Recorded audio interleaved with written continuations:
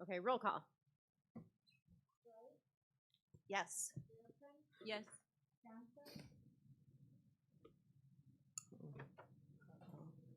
Luann Johnson.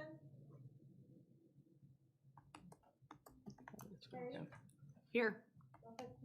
Here. O'Halloran. Here. Shaw. Yes.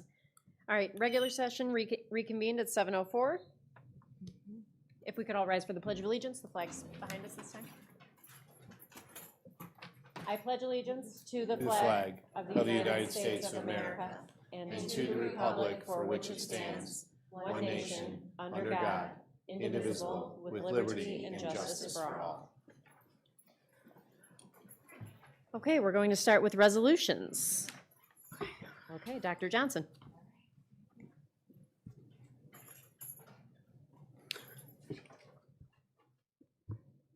All right, so this resolution is to recognize Dr. John Greenan. Whereas, come on down.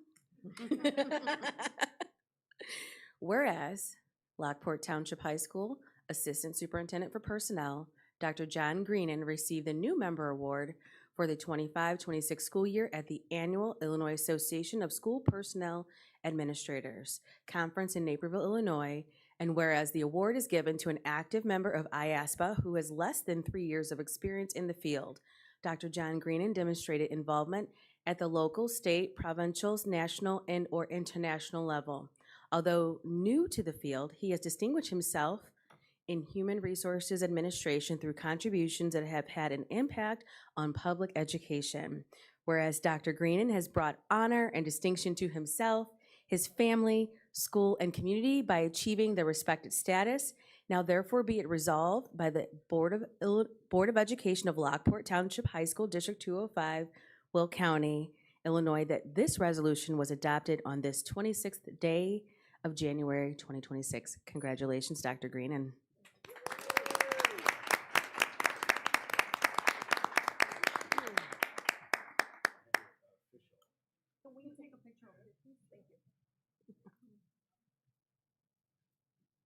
Congratulations. We kind of are looking at this as Rookie of the Year Rookie of the Year award, kind of newcomer award. And that, Dr. Green, your award ceremony is Thursday in Naperville at the state conference. Very cool. Okay, while they're taking a picture, do I have a motion to accept the resolution as presented? I'll second. Ms. Knievel, second by Ms. O'Halloran, correct? Yes. Second, okay. Roll call. O'Halloran. Yes. Wright. Yes. Hayes. Yes. Harrison. Yes. Yes. Yes. Yes. Yes. Okay, board salutes. I feel like a number of us are going to say the same thing about Friday, so who wants to start? Oh, I guess I will start. I figured most people would have something to say about the Veterans Day celebration, so I'll just touch on it quickly. It was amazing. I wasn't expecting to be down there shaking hands and thanking so many servicemen and women, but it was an amazing opportunity, and it was amazing to just see the community members that turn up. And you look at the generations that have just served our country in just an amazing way, and it was very moving. So I love the celebration, and I'm really grateful that I could be a part of it. And then I just wanted to shout out really quickly about some sports that I saw happening here. The dance team, congratulations on being sectional champs. The bowling team is also going to state, and the wrestling team are conference champs. So just some amazing things going on in our world of sports here in Lockport. Keep it up. Thank you. Just to add on to Friday night, just the number of people that had to come together to make that happen. Like every administrator was here. I mean, Ms. Kishline was here. Her crew was here. They were doing their thing. And I've been to a few of these, but this by far was probably one of the best, just because of the way that the ceremony was set up. The respect given to the veterans that were there. There were a number of them that did not have dry eyes, and just seeing that one man shook my hand. He's like, I didn't get this much praise when I got off the plane coming back from wherever he came from. And he was just so touched by what we were doing. It just meant a lot to them. So thank you all for doing that for our community. I know it's a lot for you guys, but I definitely think it's worth it to do every single year just to honor them and what they've given to our country. So thank you. I don't know, Candace, if you want to add on, I know you were there too. Yeah, it's just an honor. It goes without saying, and it's just amazing that we have so many people in the community that have served, and that we have 5 World War II veterans. That was amazing, and just the pride and the sharing of the stories and the experiences to kind of keep things going along. So appreciate it. And they had no problem coming out on such a cold day. They said snow would have been a different thing, but cold, they can do the cold. So it was just nice. They had a really good spirit, and everyone was very friendly, and I enjoyed it a lot. Anna, I don't know if you have, since we're talking about Yes, I do the same thing. It was an honor for us to, invite these veterans here and to share some of their stories and to hear them. And like you said, yes, there were a few that really cried, and I was amazed that that woman, that she was over 100 years old and she came, and of course in a wheelchair, but she was amazing. I mean, and just it was, and I think they really enjoyed the dinner. They really did. That was a compliment. Yes, and it was nice that we were able to do that too. James, I know you were there too. I thought that everyone involved did a really great job. And from my perspective as like a younger person, we're so thankful for those people that served and like gave their lives and sacrificed for our country so that we could be here today. And like I know a lot of people in my family have served, so it's meaningful, and I know it means a lot to them. Any other board salutes? That was a big one. That was just a great night. I attended the Institute Day breakfast and presentation. So it was good to see all the staff and the faculty back in, and it was fun to see the energy and the chatter that was going on amongst everybody. You could tell everybody was good, happy to see everybody, good to get going back on the semester. And then Dr. McBride, I thought you did a very nice job of the presentation in the auditorium that I was there for. I thought it laid out, the perspective or the vision for this coming semester. So about critical thinking and all that type of thing. So I learned a lot. I appreciated it, and I thought you did a very, very good job. Thank you. And then the other one is I just want to thank my fellow board members. We've got a lot going on, and I think we all are able to work together and collaborate on ideas, and we all have the same goal in mind, and we all come at it from different places, and I really appreciate the discussion and the feedback and the opportunity to hear different perspectives and different opinions. So I just appreciate it, and I look forward to all the big decisions that we've got to make coming along down the line. So thanks. Yes, I also like to give a shout out to the maintenance staff and crew, which they did, put in extra hours during this bad weather that we've been having, and I thank you for that. I just want to give one more quick shout out to Kelly Featherling. She appeased me just being on the curriculum committee. I had a lot of questions about formative and just the tool that you use here for that. She walked me through it, and she was so excited to do it too, which just is a testament to who she is and what she's doing here when it comes to data and assessment. So, thanks to her for that. Any other board salutes? Okay. All right, student board report. So in the new year, we didn't really do too much in the advisory council. We kind of got our footing again, talked about the major topics we want to look further into this year. A period day, figuring that out still. Facilities, student discipline, and mental health. We didn't really get too far into like decision making with anything, as we were just going over like the ground foundation of everything still. We did want to talk about the vape halo monitors that were talked about. We do think that's a great idea. There was mentions of putting those in the bathrooms to prevent students from vaping, and a lot of people in that advisory council like that idea. And then along with that, from just the bathroom side, students were supportive of improving the bathrooms. And then they were also supportive of, like for the food serving, exploring different options, like to see what students could have available, like online or pre-ordering paninis to save time. Because like I know like the lines can be really long, and like a lot of people will go into more than half their lunchtime to get a panini. I mean, like I've definitely done that before. Yeah, me too. They're good, but it takes a little time. But this year, like I'm fortunate to have PE right after, like PE and then and then lunch. So I'm always first in line usually. Another thing we wanted to hit on was training students for first aid mental health. I think they were taking 30 students from each grade, and they were looking into training them in first aid for mental health and how to help their peers. And I just want to say that that is a fantastic idea, and I'm surprised it didn't come sooner. I'm looking forward to see where that goes. Dr. Cristofero's nodding over there.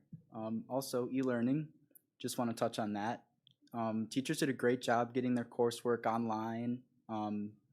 Some of the meetings were pop in, get your coursework, see what's up for the day, and then head out and do your coursework. Others, we had more extensive like group sessions online. It was actually really fun. So I'd like to give a shout out to the teachers for managing that in such a short time frame. It reminded me of COVID, but like in a good way. Like, not I don't know, like not in any good way, but like just like being home was nice, but like just for a day, not for learning forever. And then a shout out to Mr. Amer, who brought me on a nice field trip to see the boiler room, because I had a few questions about like how the campus, like East Campus and Central Campus, how we prepare for really cold weather days. So he showed me the boilers. I thought that was really cool. And then upcoming is the twerp dance, so I know many students are excited for that, just to kind of like break up the year. It's kind of like not so fun during January coming back to school. And yeah. Any questions for our student board members? Okay, thank you for the update. AFT report.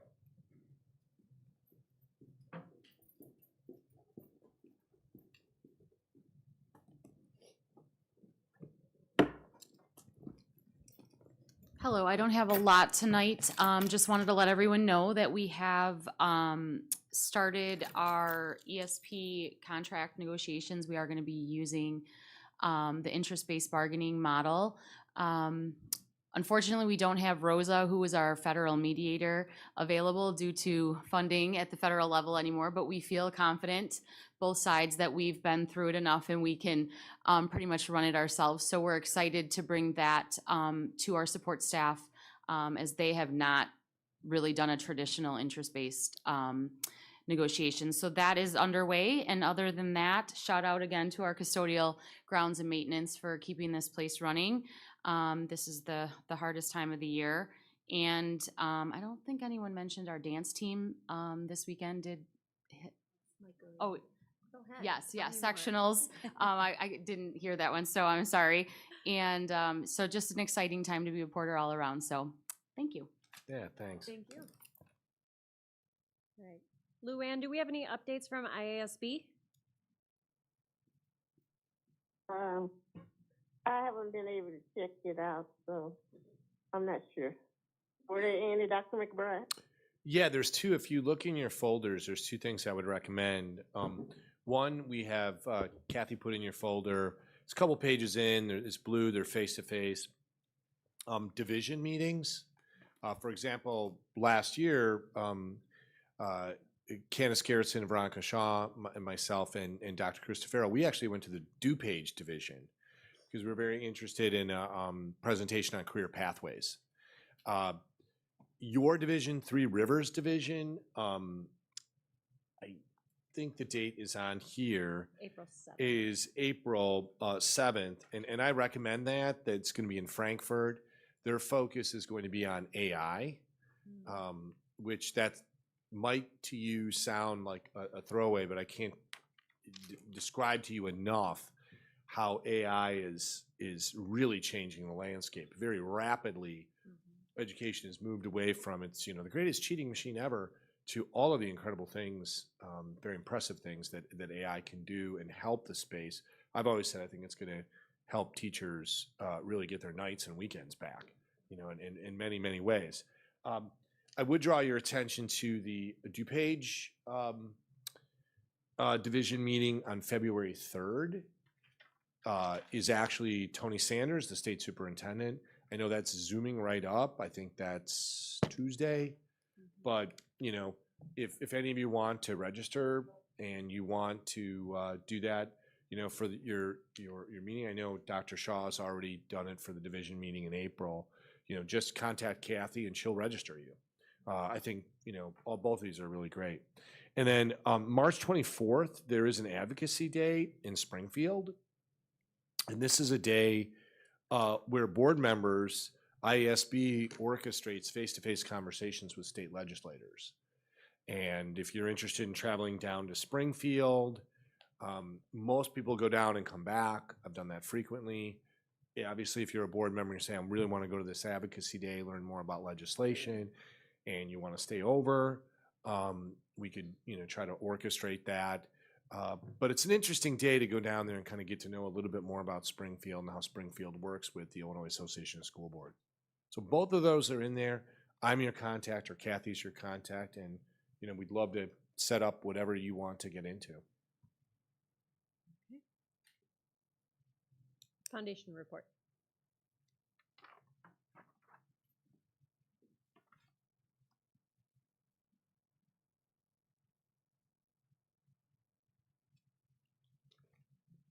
Good evening. I just wanted to, I highlighted in my report for you, but wanted to reiterate that we were able to host our second prom dress fashion show. And this year we had 50 designer dresses from a local designer that were donated that were brand new, never worn. So the students will get to pick something brand new for themselves. And we did have a couple of young ladies that were able to try on and leave. They were smart enough to come to the fashion show and then met me afterwards and then tried on. They had the first pick. So for the next few weeks, we students can sign up and come in and pick out a dress. So I'm super excited that we do that. It is a really great, just a great addition for our students that maybe want to go to prom but wouldn't be able to afford the $1,000 dress, but there are currently 50 of them in the closet over by the auditorium right now, getting glitter everywhere. Mr. Armour. Sorry, that is me. It's me. I'm the problem. And then our scholarships are open. I hope you are telling friends. I know some students are like, don't tell anyone. I'm like, no, tell everyone. Yes. There's we'll give out 76, and then along with our community, we're actually probably going to change the format of it a little bit. We're concerned about the length of it. Giving 25 scholarships is a lot different than giving away 125, and 3 hours is a lovely ceremony, but I think most people would be delighted with an hour and a half with a reception afterwards. So that's going to be what we aim to do this upcoming year. I'm happy to answer questions. Nick and Ivy is going to host us on the 17th of February, just for just like a little mixer, real lighthearted, a couple of raffles, some food. So please feel invited to come. I'll be sending out an invitation to the entirety of the staff. If any, all are welcome. Just a little, what is that? It's a Fat Tuesday. It's a lot of things. It's Fat Tuesday. Yeah. It's the start of Ramadan, and of course, it's Chinese New Year. On It's a that big- day, the Lunar New Year begins. So it's a lot going on. Going on that day. Come on out to Nick and Ivy. If I see you, I'd be happy to treat you to it. But any questions? Thanks. Ooh, one quick question. Yeah. When do you start taking donations for the show next year?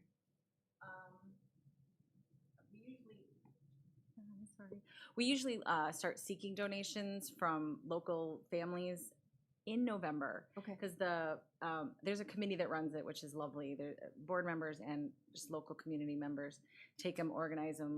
They put tags on them because for the fashion show, the MC reads like something about the dress and the designer.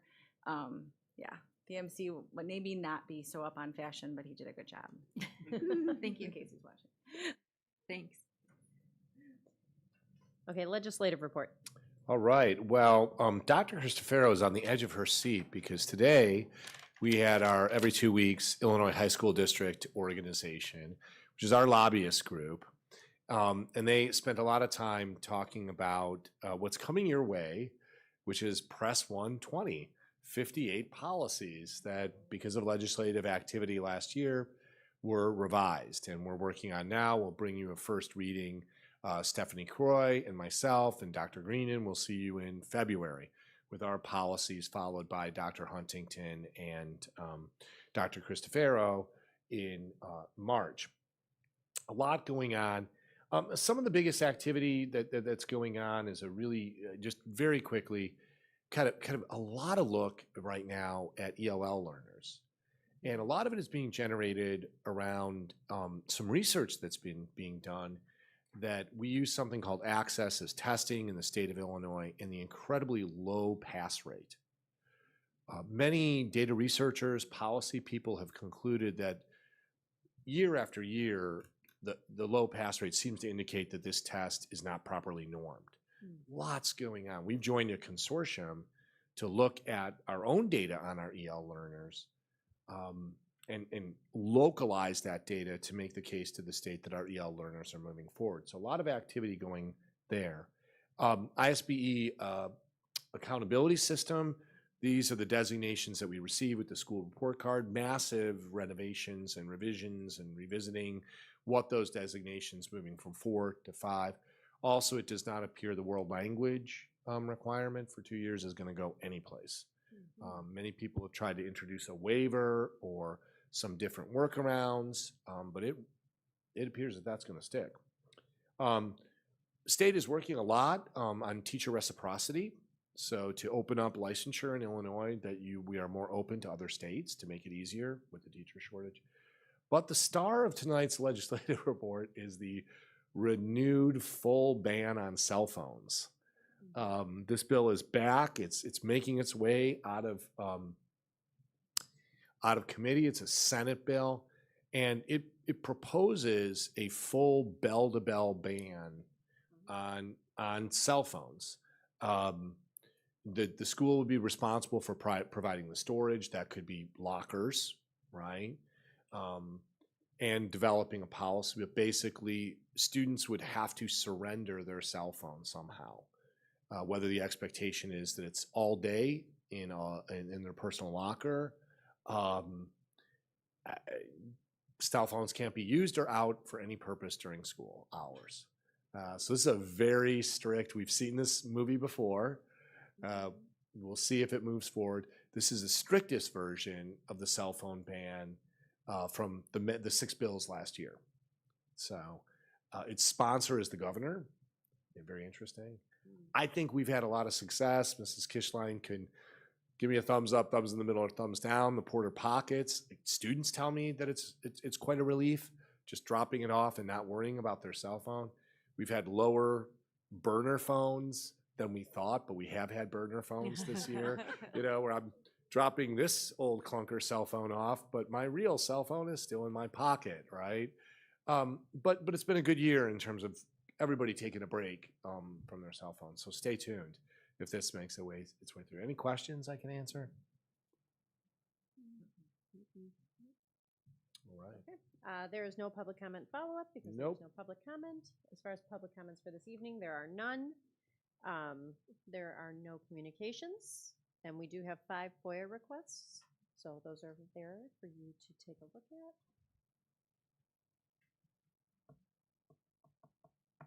Any questions about the FOIAs?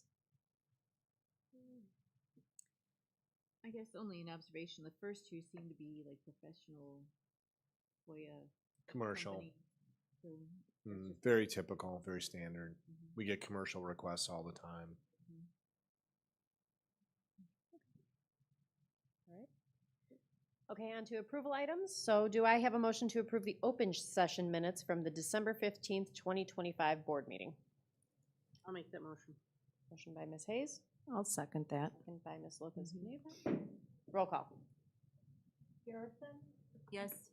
Lopez Neva, Yes. Strike, Yes. O'Halloran, Yes. Hayes, Yes. Johnson, Yes.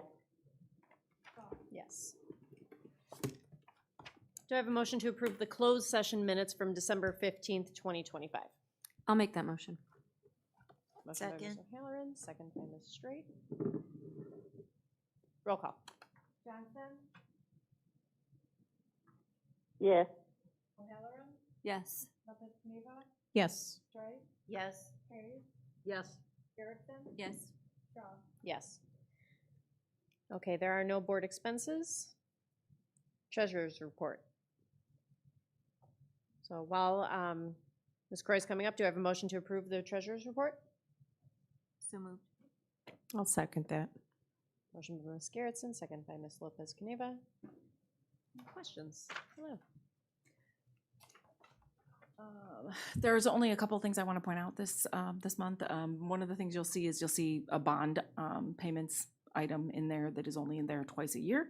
Our bond payments are due July 1st and January 1st. So the January 1st ones we usually pay at the end of December. So that's what that item is. You only see it twice a year. So I'd just like to point out that we have paid our bonds. It keeps us in compliance. The other piece to our bond compliance is there's something called continuing disclosure. There's a website called EMMA. I don't remember what EMMA stands for because it is an acronym. With lots of those in public education, right? But EMMA's a website where all of our documentation about our financial health goes for anyone that owns our bonds or wants to buy our bonds can go check us out, right? And make sure that we're in compliance. So that actually filing was due today, continuing disclosure compliance. And it's normally not done this late, but the reason that it is the same reason you have a maroon bound document at your place. That is our financial audit. It's usually done at least by the middle of December, and it's much later this year due to, so part of our audit is we have the financial statements, which is the financial audit, and then we have the compliance audit for the federal grant money. That's called a single audit. That audit, the auditor has to do that audit based on guidance given by the federal government. Here's what you need to do this year. Well, that's normally issued in May every year. It wasn't issued until December. So the auditors across the state were behind, across the country really, but we're focused in Illinois, so that's where my focus was. But so our audit was way behind because of that, right? The audit itself was done, but the auditor had to make sure that they did everything that they wanted.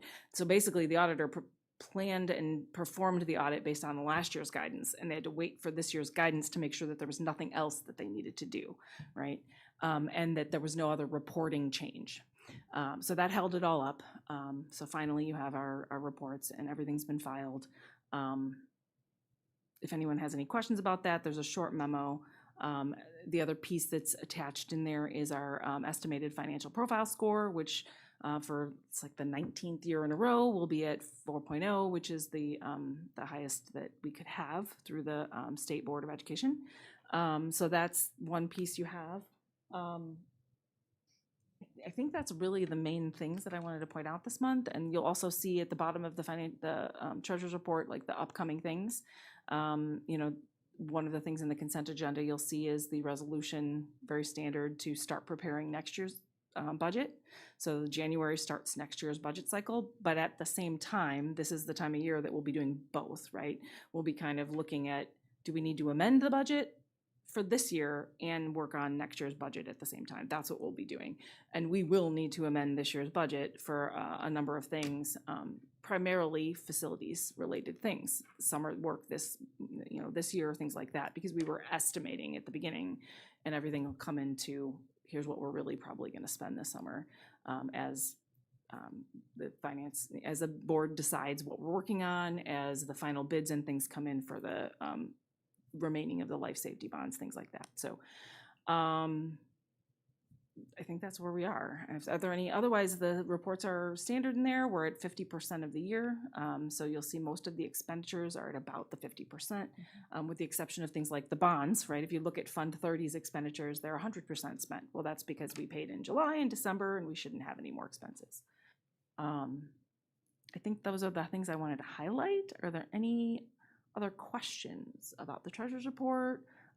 Feel free to ask me questions about the audit report, or later I can answer questions about that too. I just have one question for you, because I know that we're going to talk about bonds and facilities too when we look at the draft. The 2017 bonds, you said those are paid off in 2027. I don't remember the exact date. I'd have to look at my financial report, which I don't have in front of me, but there's a schedule in there that says what year that they get paid off. Oh, perfect. One of the footnotes talks about when all of the bonds are paid off. 2017 ones are going to be coming up first. And I think they do only have a couple more years, but I don't remember if it's I remember we had fiscal year conversation 27 or fiscal year 28. and that's what I was going to ask. So I'll look in here. Yeah. Thank you. Okay. Yeah, Soon. there's a footnote. I know it was coming up very soon. Don't remember exactly which footnote. 3, 4, probably 4, but I'm not sure. That'll be in the middle of the report, and it's got the schedules of each bond issue. I should have brought it up with me. Well, thank you. Thanks for the memorandum to go along with your audit, because I mean, the audit's a heavy lift and a lot of work, so I appreciate it, having the explanation and the narrative to go along with it. And congratulations on another clean opinion and the nice financial standing. Yeah.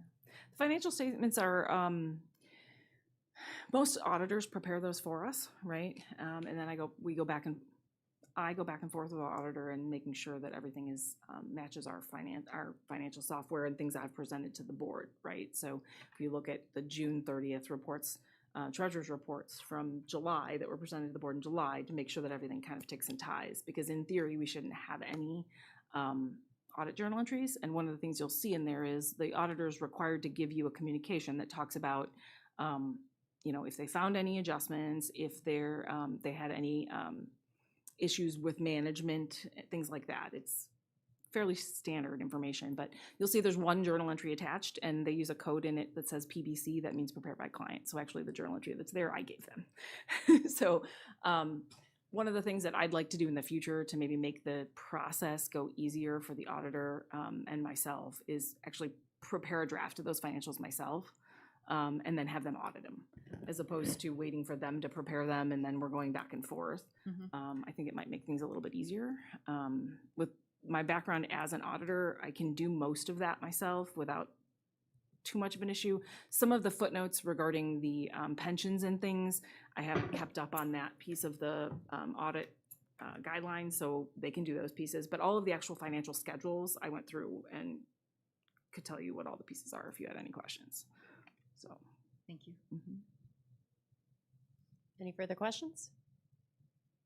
So she gave you some light reading. Yeah. Right. Okay, roll call. Hayes, Yes. Johnson, Yes. Garrison, Yes. Lopez Neva, Yes. O'Halloran, Yes. Wright, Yes. Shaw. Yes. Okay, board president's report. I really only have 2 items to talk about. The first one being the superintendent's evaluation. So typically what we would do is around this time, we would send out a Google form that everybody would fill out. It would have the goals in it. Bob would prepare his reflection on his goals for us. For us to use in that process. But we are looking at a new program potentially to use this year. I have seen this program. It's called Super Eval. I saw it at III a few years ago.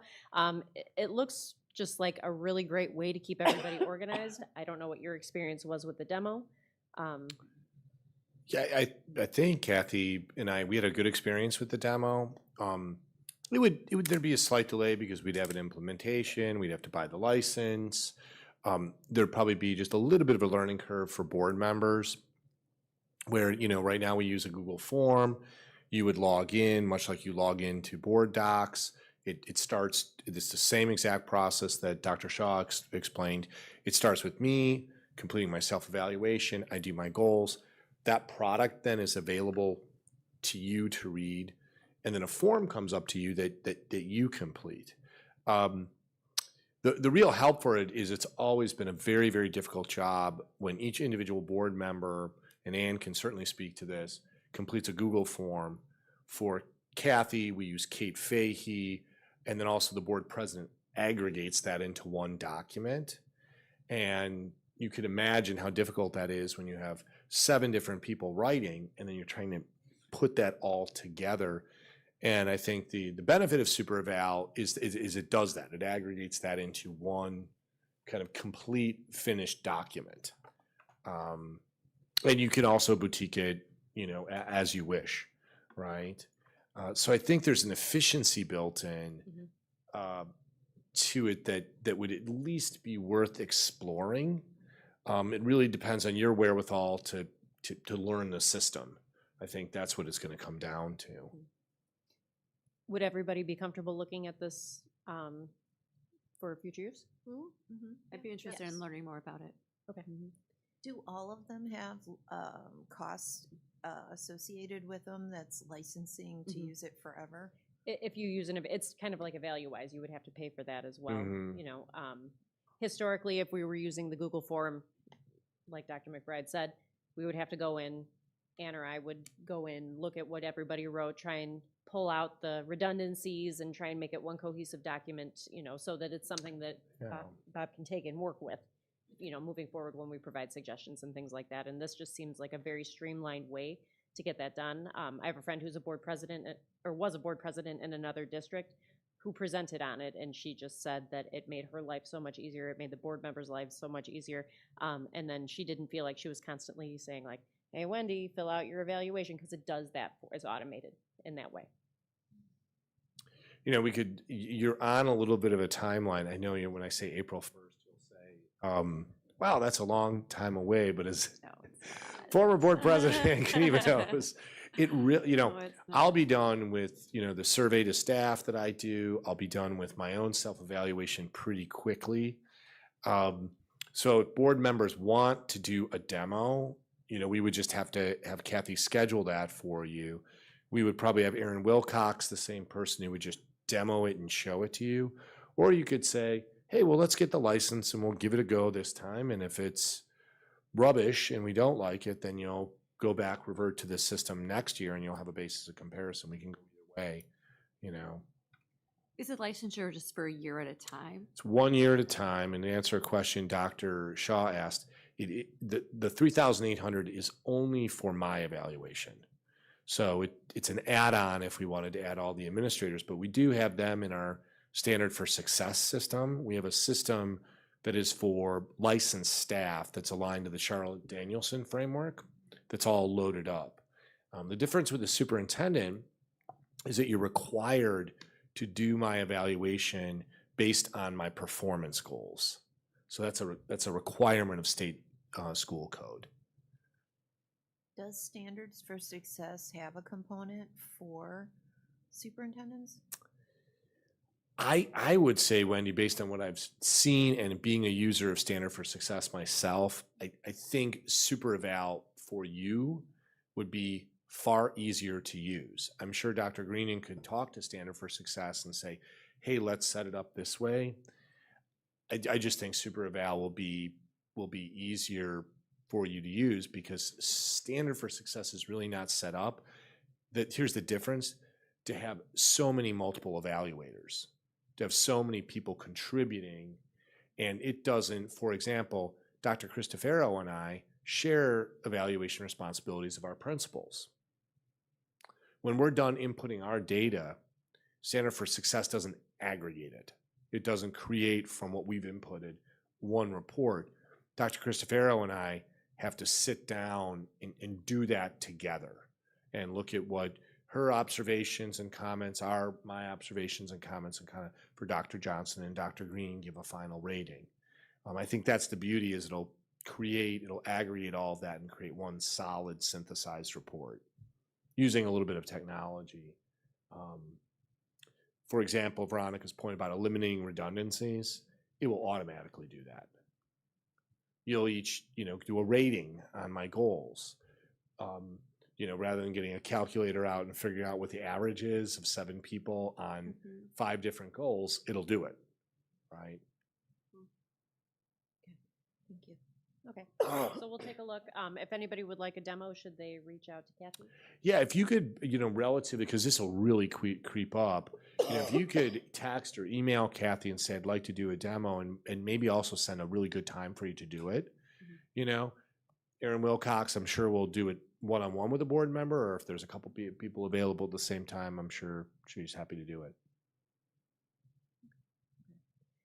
And then the other piece is we are planning on having another meeting of our area board members coming up in February. I will be sending an email out to them just to find out what date is best. We might have to change the venue based off of what we discussed last time. So I'm going to figure all of that out, and then we'll meet with them and discuss our next steps. So that's where we're at with that. All right, superintendent update. All right, I have friends who are joining me for both parts of my superintendent report. So Dr. Hunting, if you could help our social workers get comfortable. Just a couple of other things. Veterans Night, I really appreciate was said. It would be really important to acknowledge, there were, those of you there's just so many people that were helping. It's in volunteers, but there are a couple people that really, really need specific recognition. Grace Gonzalez, our PR assistant, she really took that thing on and was an RSVP and communication dynamo. Kathy, this is her 11th year working on it, and knowing people, working with Mike Zaworski, donors, T-shirts, all of those different types of things. Both Grace and Kathy worked on ordering food. I always think when you bring people in, it's so hospitable to do that. They did a great job. Mike Zaworski, for 10 years, classroom teacher, he just did it. Right? We helped quite a bit, but he really was the person who hoisted it up. And it's always a compliment to you when you're one man and then you need Dr. McBride, Grace Gonzalez, Kathy Maxwell, Jeanette Castillo, Angela Adolph, and Brian Amer to replace you. Right? Says something about what Mrs. Kishline always says, right? But also thank you to those individuals. They did an incredible, incredible job as well at making the night. And thank you to you as the board, introducing a new thing, the hospitality. We noticed in the past couple of years, veterans would bring their families, and just creating an opportunity to sit down at a banquet, feed our veterans, feed their families. That's the ultimate way of saying thank you. So it was really amazing. Also, I don't know if anyone has any questions about our ice operations and cold operations. Most schools were out on Friday. We certainly were. We were in e-learning. Today, the majority of districts were out. I was a little surprised. Two very large districts, Valley View and Plainfield, went e-learning. Wendy's district, I was just a little surprised. The temperatures we have today typically occur about 6 to 8 times annually. They don't always stack up. We have been through periods of time where we've had 6 to 8 days in a row, but that kind of gives you the metrics that we hit today. If we were in e-learning, we would be doing that about 6 to 8 times a year, and we only have 5 days. So it is tough in the cold. But, as you said, Dr. Schaaf, our over 100-year-old veterans came, right, in colder conditions. So a lot of credit to all the people who jumped in to get that done. I thought having a late arrival this morning was very helpful, especially to transport. Making sure nobody was, we didn't have any buses that were failing. They were going to be a long wait. Any questions about that before we bring our guest stars in? All right. I have some documents that are attached. I'm going to pull up a document that we created that we hope tonight is a background for you, sort of an FAQ of what social workers do. And I hope that's also printed out. If you could have that as a companion, because I think the most important document is really also printed out as the memo that Dr. Huntington put together. We worked together to compose that. And I think we've really asked our social workers to come because the statistic that really wowed us is kind of right over the heads of our social workers, and that is our current student to staff ratio. And we go a little bit deeper with area schools, but if you just take a glance, we're at 892 to 1. Illinois average is 420 to 1. Our average of 15 high school districts around us is 443 to 1. and the national standard is 250 to 1. So you can see where we are with our social worker staffing relative to state, national, and even local norms. I mentioned in some of your documents 2 years ago, we tried to lower caseloads for our school counselors. We felt that was important. Last year, we felt supporting our entire institution with ELL and bilingual.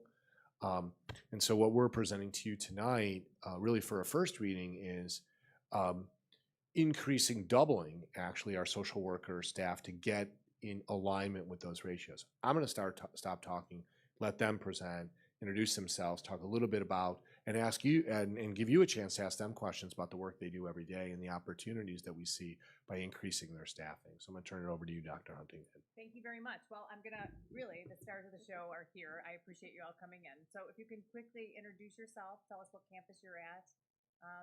And I really want to talk to you guys about why caseload matters. Okay? Danielle Vagas, East Campus. Jacqueline Lacascio at Central Campus. Grace Robinson at East Campus. Oh, thank you. Okay, so obviously, I will start with, our social workers are probably the hardest working people out there. You can see by a ratio of 892 to 1, I don't know, when I started looking at this data with the team here, I was like, what do you guys do all day except, have steam coming out of your ears? And so as we've been working together, we really started looking at what aren't we getting done? That's really what it comes down to. What aren't we getting done when we only have crisis within our capabilities? So I kind of want to talk to you guys about what it is you do and why caseload matters. So, I thought you were going to jump in. So what we do, on average, we always start our day with a plan, right? And our day plan is to always meet with the students that we're required to meet, right? To be in compliance, we are required to meet with our students that have social work on their IEPs. They've been identified as students that have more complex mental health needs, so the plan is to provide for them. We do that in a variety of group formats, individual formats. We start with that plan. And then things happen, right? So because there's just, 3 of us in the building. Mr. Wolf is with us as well here at East Campus. When our students have mental health needs, or they're overwhelmed, or there's some type of emotional overload that they're having, we are called in to try to tease things out, see if there's any safety risks for them, for others, things of that nature. And that takes time and that takes support in order to get to that point. And then on a typical day, that can take many, many hours. And then those students that we know also have the needs, that have a right to those services, actually, with their IEPs, we're just not able to see. And then over time, what we have is this compound effect, and it is stunning to kind of see the number, and it tracks, right? We feel it on a daily basis, and the toll really is on the kids, right? So we do our best, and when we jump in and take care of everything that we try to accomplish, but at the end of the day, that's really the toll is that we're not able to see the kids that we do know need the support. Well, I know that I end up leaning heavily on social workers as well as an administrator to make sure students' needs are being met. So can you talk to me a little bit about how when I call you and say, hey, can you do the special projects for me? You guys both run the care closets at your building. So that's not necessarily a social work, but it is, because the students that have those needs, typically you find them, right? So what does that entail? So to Grace's point, we are running around like chickens with our heads cut off, right? We're in the dean's office. We are in an IEP meeting. We have a kid who's waiting to see us. We're trying to organize our care closet so that the kids who need food or need hygiene products have them available, which is not always easy. I know I had a kid last year who required a food bag every single week, and so putting that together while still trying to meet everything was difficult.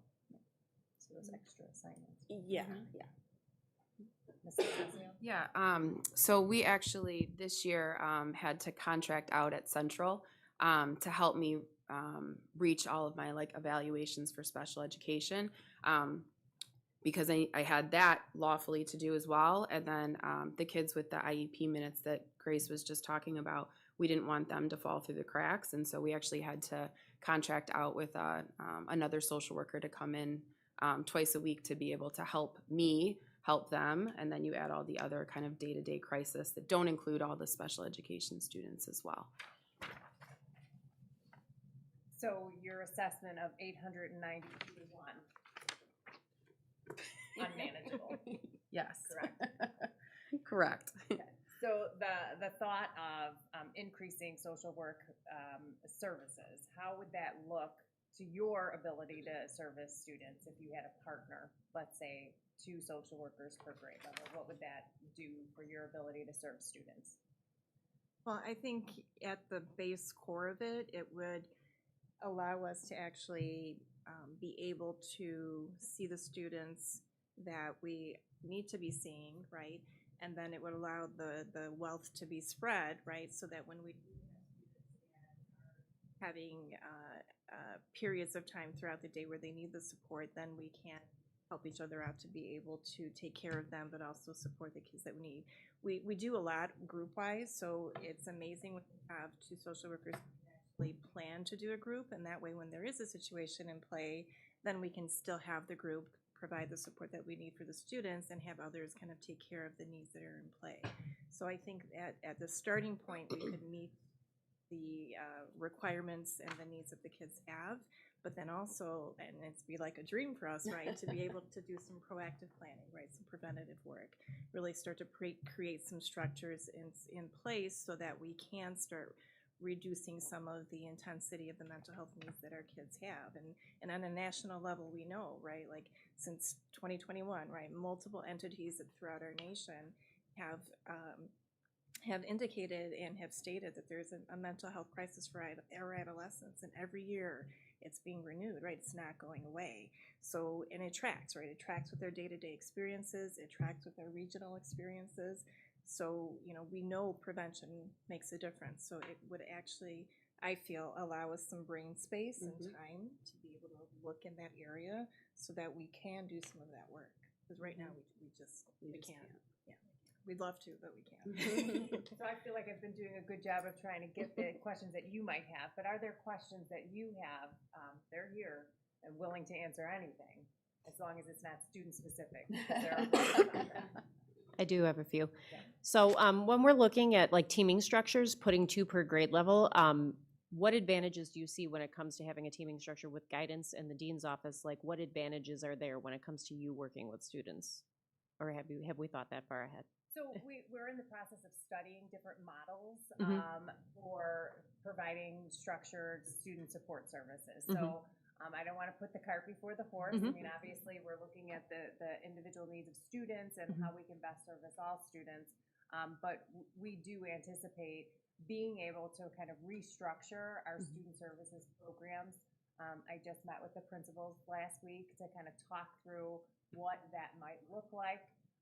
So we're in the initial kind of discussion about those kind of changes. But it does allow, when you have 2 social workers, it does allow for some collaborative teaming, right? Talk about those preventative programs. I think the deans are going to see a lot less takers in the dean's office if we have some preventative measures in place for students in that regard, as well as we'll increase attendance, all the things that are really important when you have a team of social services kind of coming together. Outcomes are better for all. And then as far as our students that may have some higher needs, for example, our students in the CCC or Academy, or our students maybe in a life skills class, like how currently when it comes to IEPs, are those just divvied out numerically, like divide by and here we go, or? Well, we do have Sarah Studdard, who works at the Academy and services the students at CCC. We also utilize Steve Bentley, our school psychologist, to run boys groups at the CCC, because we're all about trying to figure out how to best meet the needs of all of our kids. So we do still have those kind of services in place, but we do anticipate being able to do more targeted group in our modified program in life skills, right? Because right now it's crisis, right? It's really when they have crisis, or we have some counselors that come alongside the social workers to do some supportive, group kind of, how am I feeling, check in, check out, right? That's what I'm thinking about. So it's not social work, but it's more of a check in, check out for some of the students that need that direct contact. So we would be able to anticipate that we would be able to have programs and services just like we would for general ed students, but in that program as well. Okay, and then a little bit more of a proactive approach maybe during Compass and being able to get groups together, things like that. Yeah. Fabulous. Yes, please. Yeah. How many students have IEPs that have a required amount of minutes that they have to meet for counseling? We serve over just about 600 students with IEPs district-wide. Now, of those students with IEPs, we probably have about 300 that have direct or consult social work services as part of their IEP. But just like any kid, if there's a need, we would bring the social worker along, right? So like all students have access to a social worker here. But as far as mandated minutes, it's about 300, maybe a little bit more, maybe 350 of the 600. And if I could jump into, Yeah. social work is a bit unique as far as a related service. So, you have your speech and language pathologist, your OT, your PT. When they have minutes in the IEP, they can pretty typically schedule and meet those minutes, right? There's rarely a speech crisis, right? There's rarely those kinds of things that happen. But in our discipline, because it is around mental health and it involves behaviors, it involves emotions and all kinds of things, in addition to those minutes that we're obligated, very often for our students, we are being pulled in a variety of ways to support them in addition to that, right? So it is a little deceptive even within that because of the nature of what we do. Yeah. But you must track, and I understand that you have a large caseload. I'm not trying to diminish that. I'm just trying to understand numbers. We have to log every minute. Right. Yeah. So, because I know you're probably not going to meet every student in our population. So how many of our student population, you have 300 you have to meet with, correct? So then beyond that, how many would you say of those numbers, of the rest of the numbers, are you seeing? Well, we also have several students that have related service other 504 plans as well. Okay. So and what are those? Probably about another 200. Okay. Yeah. A lot of our students with 504s have social work. And then the next kind of layer beyond that is that we are brought into situations when there is, students who are having issues in the dean's office, right? So suspension and supporting them and the family and linking them either to services outside of school or trying to connect. So that number is kind of fluid. It's kind of hard to pinpoint. But it does kind of bubble out based on kind of as the needs are higher for the kids. That's kind of when we get brought in either through the deans or sometimes the nurse's office, things of that nature. Right. If I can just jump in too, on top of re-engagements, we do have kids who are hospitalized, some of them which we know, right, and some of them which we don't know. We get a notice from the hospital that the student is hospitalized. They will be here for X amount of days, and then sometimes we get discharge paperwork, sometimes we don't, sometimes they show up, and we just have to kind of roll with the punches. Sometimes we're able to have transition meetings and transition them back, but that doesn't always mean that they're an IEP kid with to support them. Well, and we also, kids that are McKinney-Vento tend to need more services. Students in foster care tend to need some more support that don't necessarily have an IEP. Sure. Yeah. So when a student's reentering from a hospitalization, does that coordination typically come through you or does it come through the counselor? Both, yeah. Both? Okay. Sometimes it depends on the hospital and who. The counselors will typically support the scheduling and the academics. To make the connections when they come back. Yeah. And then also probably just in your work with the dean's office, if there's ever any kind of like crisis response team, you're part of that, or any type of threat assessment piece, you're part of that as well. Yeah. And those would be those instances where we drop everything because safety's obviously the first. Yeah, and the life of a social worker is very similar to that of a dean. Like you don't plan your day day is planned for you once you walk through the door. So you could talk with a student first hour and expect something to be 15 minutes, but then you turn around and it's 8th period or 7th period and your day is gone. Yeah. Other questions? I guess I have a question and I was gonna ask the same thing that Wendy had asked.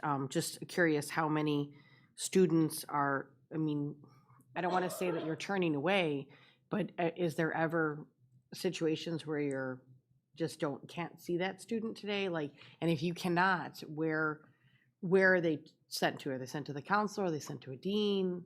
What happens then? So if I could jump in, yeah. So we've kind of developed a triage system in our student services office just because we, for that reason, right? There are some days where the numbers are just too great, and we need to be able to figure out how immediate the needs are. So students are provided with what we call our blue slip, right? And they're able to let us know, why they're coming in, and also give us like a range, right? Is it that like number one is they just need 5 or 10 minutes to break, regroup, and then head back? Is it a 2 where they need to talk to somebody, but sometime this week? A 3, maybe the next couple of days. 4 today. 5, there's a safety issue, right? Okay. So we use that system as best we can to triage, and that gives us a little bit of time to be able to make sure that the critical situations, as long as kids are identifying it for us, that we're getting to them as quickly as we can. And obviously, if it's a safety issue, it's another one of those, we drop everything. Typically for that 4 or 5, like we'll drop things and make sure we see students, and the others gives us the time to pace. Okay, thank you. And then can you speak to the contracting out? I know that there are other school districts that are using this method where they're using them every day versus just the 2 days a week. And some of the benefit is that, we're not paying for their insurance, they're not part of the contract, like these kinds of things. Can you speak to the benefits of having LTHS contractual staff versus outsourcing? So I'll be super honest with you. We are very lucky. Our contract person is a retiree from Lockport Township High School. So we know the person, we know her quality, and we are comfortable with her partnering with us to get the job done. Why wouldn't I just contract out social workers? There's something to be said for consistency of services and developing relationships, and a lot of time the contracts, like they can just decide like, no, I don't want to come anymore, Right. or that's not where I want to be. And so we really we're purposeful. I don't want to slight Jack, but she wasn't going to make it this school year if I didn't provide her some additional social work support. And so because it was a retiree, somebody who knows our building, knows our staff, and can kind of come in and do things, she identifies things that she knows Lori's capable of doing and can get done for her. Lots of evaluations that Jack just doesn't have time to do all of them. Some direct service, but for the most part, Jack wants to see the kids, right? So if there's a way to do it, we are able to shift some of that paperwork, that requirement piece, to somebody that we trust and know. I've tried to contract social work at East Campus, and it has not been successful. We just haven't been able to find somebody that can meet the needs of what we need to get done. And so we just feel that, we need somebody that's here, our employee, that is invested in our programs and invested in our kids. And I would just add, using contracted services, particularly in social work. And so I've been in that model. I've been fully in that model. I've been in special education cooperative. I would just report to the board, it is because of the conditions that they're describing, it is an incredibly high turnover. It's just very busy. You have very high turnover.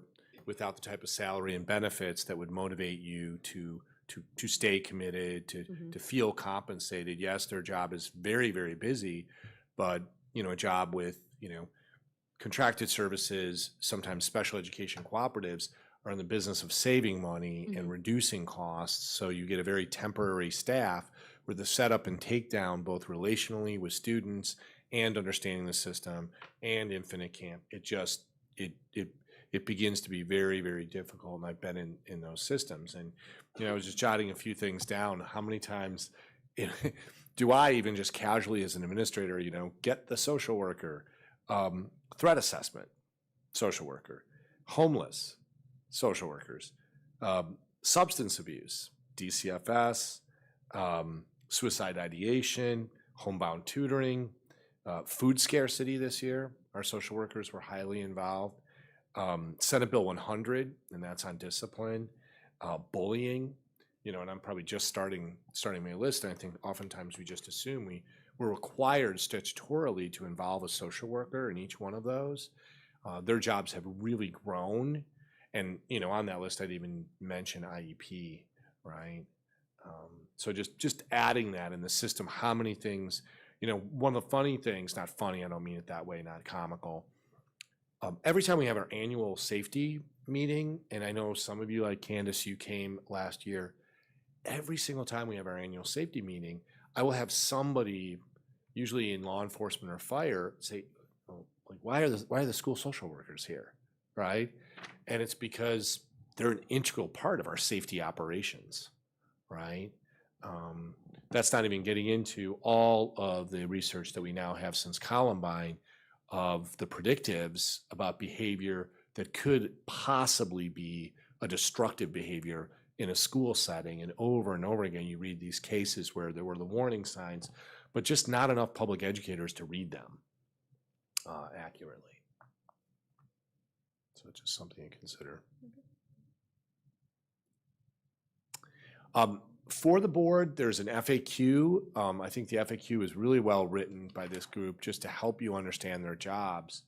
And, this comparison, and as what we usually do is we try to do a presentation and discussion like this, give the board time to think about this. I think, our research and our ratios are very strong. I think it comes down to you just can't learn if you're dysregulated, if you have food scarcity, if you're a threat to self or others. And our social workers are dealing with all of that. And, I think the data speaks for itself where their caseloads. So usually we try to now take a month to think your January, February, and March are your staffing months. And so, our intent would be to come back for, turning this memo into an approval item. So obviously I'd be working with you, questions that you may have, additional things you might need to know. But it would be ultimately in a month, my recommendation that we do double our social workers, given, the circumstances that we're in, with student mental health. That would be my recommendation. I just wanted to make a comment. I just wanted to thank you for coming tonight, because working in a school setting myself, I know how many times, like Bob mentioned, I call a social worker, and maybe it's pulling them out of a meeting and then who's there, or pulling them out of session individually with a student and then how are those minutes met. And so I understand what you go through, and we appreciate all the hard work that you do. Thank you. I have a couple questions. So thank you very much for the FAQ, because I'm not from an educational background, so knowing the difference between a counselor and a social worker was really helpful, because that was a question I had when I first read the memo. I'm like, well, what's the difference? So that was helpful. A couple questions. One, in terms of real estate and officing, has that been worked out? And okay. We have some ideas. Yeah. We might have taken a walk this evening. So we have some ideas. I think we can get things where we need to. Okay. In order to make sure everybody has a home. All right, and then the request is for 4, and I know, I can read the numbers.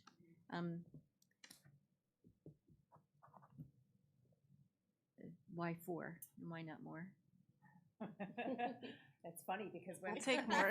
when we first started You're talking not about supposed it, to I'm talk gonna about it. snitch on you. She gave me a request for 11, and I was like, "Girl, come on now." You told me to shoot my I shot. did shoot your shot. Well, right? that's kind of what I was wondering, what Yeah, your, like, if I could think- have. Right, sure.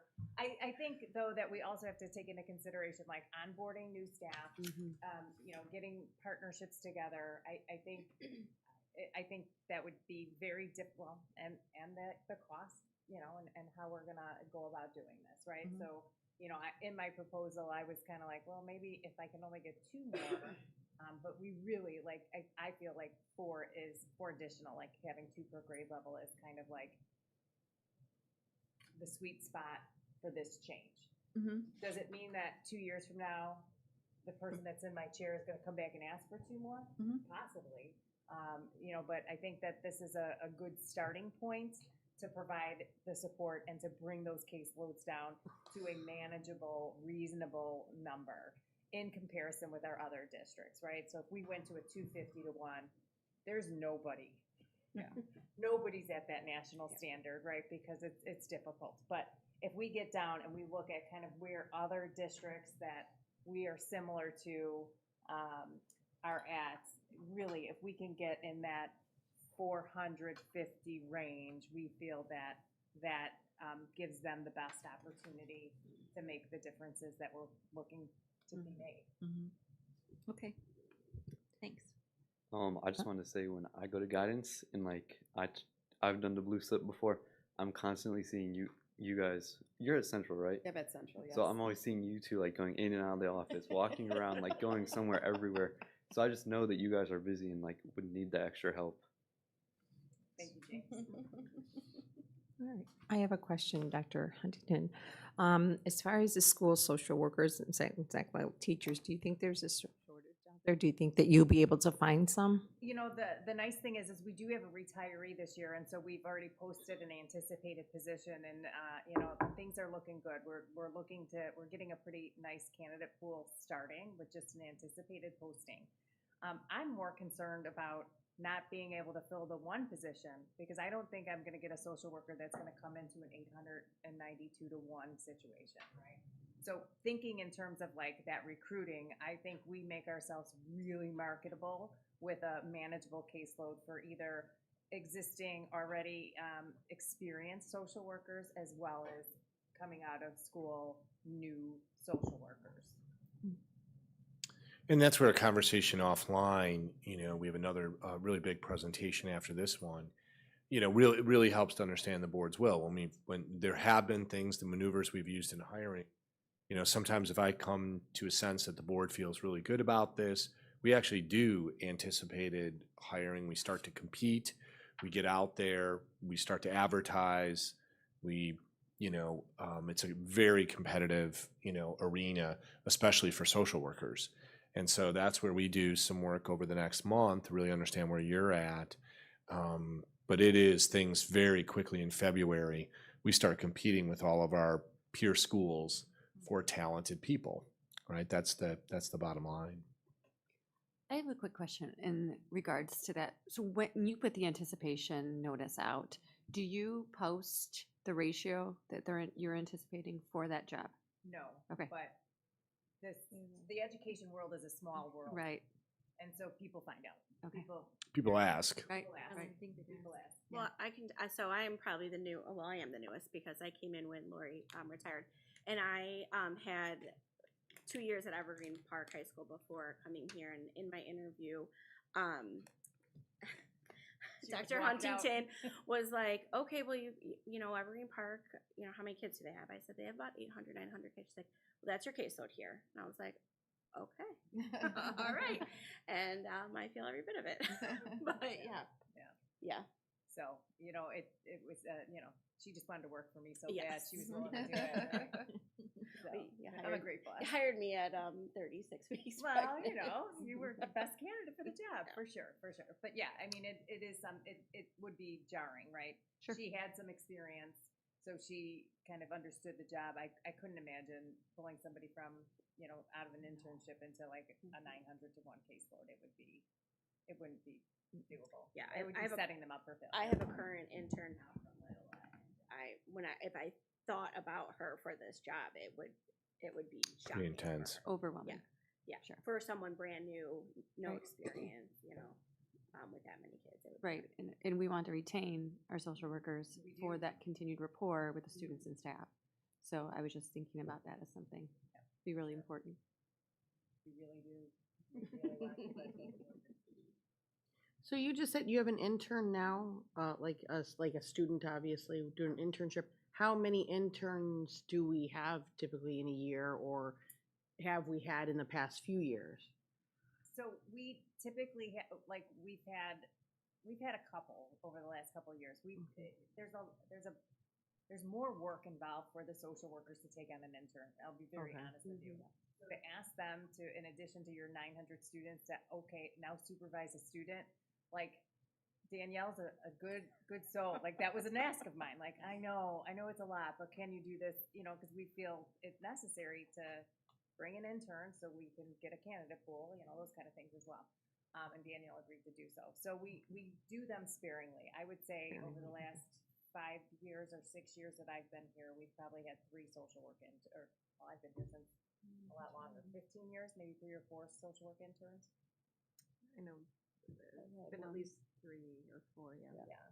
And then we did have another intern that was working on her bachelor's degree, so it was like a baby internship, as I like to call it. And that was over at Central Campus. She worked a couple days a week with them. So it's a service to the profession. We need to do internships. I want to do internships, but it's like an investment of time. It is an investment of time, Which we're sure. for sure. And I just want to clarify too, for those who don't know, I wanted to make sure, those who are interns, they're not actually allowed to work with the students independently, correct? They're under supervision. Right, they're always under supervision of that, so it wouldn't be an asset as much as. Right, you wouldn't think like, oh, they can take half my Exactly, caseload. No. right, okay. All right, we will be back next month. We'll do a lot of work this month. Please, muster up your questions, any clarifications. Short of conversations with you, this would be my recommendation next month for approval. So we'll be getting that work done. Thanks so much. Thank you You know, so and as we much. say to all of our guests, unless you're really interested in a 10-year facility plan, please go home to your families, all right? And thanks so much for coming and, devoting your time to this. Really appreciate you guys. Thank you, Dr. Huntington. Thank you very much. All right. Next up is we have 3 more guests. We have Mr. Sickbird, we've got Mr. Armour, and we have Mr. Offerman. But I'm going to turn it over in a moment to Brian Armour to now work with the whole board on what we'd like to put before you. We've been working really this work started in 2023, December, putting together a master plan for Central. 2025, putting a master plan together for East, and now really getting to the point where, as we've shared before, we're not talking about projects for 2026. We're actually all the way on to 2027. A few things that I would share with the board before we sort of take a look at the decision-making guide that Mr. Armour has put together and our planning council has seen and our finance and facility committee has seen as well. A few things, if we kind of back up, obviously Eric Sickbird and Neil Offerman and Brian have great technical expertise with mechanicals, infrastructure projects, capital improvements. They understand that at the nuts and bolts level. But I'd really encourage the board. What I've seen in my career is when boards see facilities plans that are long-term and involve making a commitment over a long period of time, that there's some sticker shock. And sometimes those plans disappear as a result of that. A few things that I just asked the board to kind of focus on is sort of a big why. One, I'd really ask you to consider the cost of inaction. Like, what does that cost you? So this plan, for the most part, really loads up projects in 27, 28 to try to best estimate, that's closer to us, to make a good estimate of where costs increasing might be. Really, you know, the further you move out and the more that's deferred, you are not saving money anymore. You are going to spend more, sometimes even double it. So there is a real cost of inaction.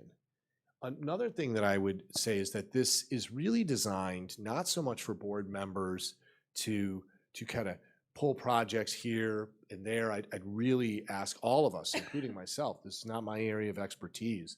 I could not tell you whether replacing the mechanicals in the pool is more exigent than replacing mechanicals in the boiler room. I'm not qualified to do that. I think it's a really important time for all of us to really defer to the expertise in the room.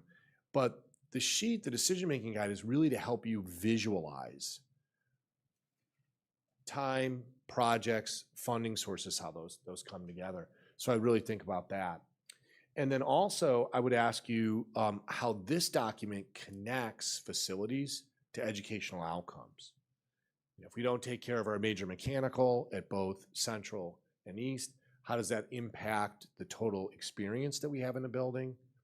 If we're not thinking about improving our facilities and we know that we have those needs, how does that, you know, enhance the experience for students as well? So those three big picture, you know, the cost of inflation and the cost of inaction, visualizing, and then educational outcomes. But finally, fiscal responsibility.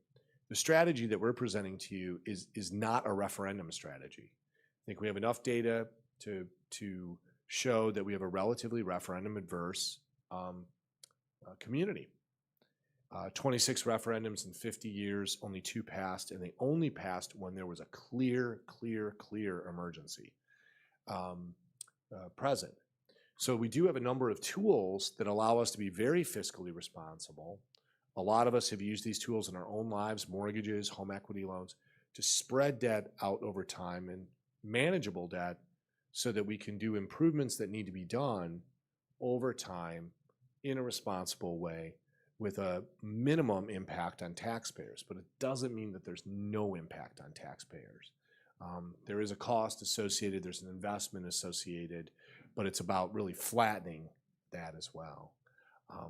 So just a few things I'd really invite the board to kind of think about, you know, the sort of overall direction of a master plan, even more so than being at the line item level. Brian, you want to take it over from there? Yes, thank you. So I will kind of start passing around the plan that we just talked about. That way. So most of you have seen this document. I think everybody but 2 has seen this. So like Dr. McBride said, we reviewed this at the Finance and Facilities Committee and again at the community meeting. So what this is a roadmap for the next 10 years of projects. So those projects are really broken down into 4 major categories. So there's, you know, obviously we have our 2 campuses, and then we have infrastructure and capital at both campuses. So kind of four buckets. And just a reminder what infrastructure and capital is. Infrastructure is anything that we currently have that we need to remove and replace. So a roof, carpeting, you know, just easily remove and replace. Capital is additional services, a new addition, something we're going to change, something to change how the building functions or how the building looks or adding square footage. And so within this document, I do have some ways to fund these projects. So in that, in our fourth column here, I have HLS bonds. So those are bonds that we currently sold or some that, you know, are approved amendments to the 10-year health and life safety plan. I have potential health and life safety bonds. So something that potentially could qualify for health and life safety, and I can go into more on what that means, health and life safety. I have annual budgets, so meaning just what I currently have in our budget that we spend year over year. Fund balance, working cash bonds, that's a different way to bond a project, and then defer. That means simply a project that will not be scheduled in the next 10 years. In our previous meetings, I called it unfunded, but I think the right terminology is just to defer it. So when I say that, it doesn't mean those projects don't need to be done. It doesn't mean those projects are not important to us. It means that we took a blended approach in how to schedule out our next 10 years. So we have both capital and infrastructure on here. And capital didn't get everything, and infrastructure didn't get everything. Meeting with our team, hey, we went through these line by line. Are we good on the boilers? Do we think we can maintain those in a good working fashion for the next 10 years? The answer is yes. So that got deprioritized. And so some capital also received the defunded category here. So again, I want to stress that this is a blended model. It's not capital heavy. It's not infrastructure heavy. It's in the middle, what we felt was the biggest bang for our buck to spend over the next 10 years. And so over the next 10 years, like Dr. McBride said, we know as we get later in this plan, these numbers will begin to change, knowing how inflation works, how construction costs work. These later numbers don't have inflation baked into them because this is a sandbox, this is a working type document, so we're going to shift things to the left, right? That does change funding. That's not what this is to show this. We had to take a stance on what we think it'll cost, put it in a year we think we can get it done, and make a plan. So we made a plan, and this is it. That being said, today is the cheapest day to build. It will always be the cheapest day. And barring a major emergency in the economy, everything, all costs will go up in construction. So with that, I'd like to ask for your support with this blended model plan on how we can approach the next 10 years. And I'm sure there's tons of questions and tons of discussion that we need to have with this. So I'm open for questions. So I have a question. Coming to many, many board meetings in the past, just as a public member, we were always told again and again and again, the boilers were a big, gigantic worry. And now they're good for 10 years. At which school? At Central? Well, I think that Central was the main, where they usually talked about it. But I mean, we're doing a whole bunch of other stuff at Central. So I'm just curious what when you talk about a 10-year plan for boilers, are you including Central? Yeah. We talking with our team, there's steam boilers. That's not the best way. There's modern technology having auto boilers that does trigger a larger investment. Our univents, and it's a whole package. But I do think we felt with continuing maintenance and preventative maintenance that we can maintain for the next 10 years. I'm not saying it's not a need. I would love new boilers. Right. They're absolutely imperative to keep the heat on. Obviously, we felt we can keep maintaining them for 10 years. Okay. It would be, if we could get everything, I would absolutely want new boilers. No, I can understand that. I'm just saying that that is a pretty big shift from what the board was told in the past. I don't think it is, Ms. Hayes. No, you don't think so? We always mentioned during the referendum, much like it's on this, and if you look at the plan that we gave in 2024, it was on the list. Okay. I can say myself, it was an example of something that we could replace so that we could have more modern, really exactly what Brian's saying right now. We always prepositioned it or proposed it as having modern heating and cooling in that building. Okay. I don't think we ever proposed it as an emergency or it's a must replace. Well, no, not an emergency, right? but it was always something that, we have to be aware how old they are. We need to be aware how old they are, which obviously right. we know And how I old think we would agree. I think we'd wholeheartedly agree, like Brian said, where temperature control is very important in that building, is temperature control in an older building, the inability to control humidity or the inability to heat or cool evenly can have an impact. You're probably seeing in your own home right now. You probably have sections, if you're like my home, I have sections that are really well heated and aren't heated, and that can have an impact on door frames, door windows, and whatever it is that your home is built at. So we've always proposed it as exactly really what Brian has said, is it would be a very good thing at a place like Central for us to have that steady control. But ultimately, when it comes down to a plan like this and how much we ask the community to take on, we do have to say, well, what are the things that have to be right now versus the things that we think we can get life out of it? And we think we can get life out of that heating and cooling system. Is it ideal? Like you said, Brian, we'd love to replace it right away, but then its cost is very high, right? For sure. So it all gets down to what do we put off to save so that we can take care of right away, if that makes sense. No, yeah. And I think just talking about what you're going off of, Tammy, when we were talking about boilers, sorry, I'm getting done being sick, but there's still like cough and things like that. So when we were talking about the boilers, thank you, we would talk about like the parts that are needed to fix things. Sometimes aren't even there anymore, and they're creating them in order for us to do repairs, correct? So, and then the cost of that is actually substantial in comparison to having a more modern system, correct? Sometimes, yes, Yeah. absolutely. And I think that part of the larger scope of that project too is we were looking at classroom renovations, so taking out those, what are they called? The Unit heating- ventilators? Yeah, and then putting in a more modern system of HVAC, you know, when it came to that. So I think that it was a two-part was piece that we integrated. were constantly talking about, and you couldn't do one without the other. Okay. And I think also we couldn't do that part of the HVAC. We couldn't do it with the current electrical. So we had to get the electrical done first, if I'm mistaken, right? Yeah, that's correct. If we went to we're getting into details, but we'd have to, we are upgrading the electric, but we would have to increase capacity as well to have a centralized cooling plant with each space. It kind of snowballs, and it's a large project to do everything up to modern standards. Okay, thank you.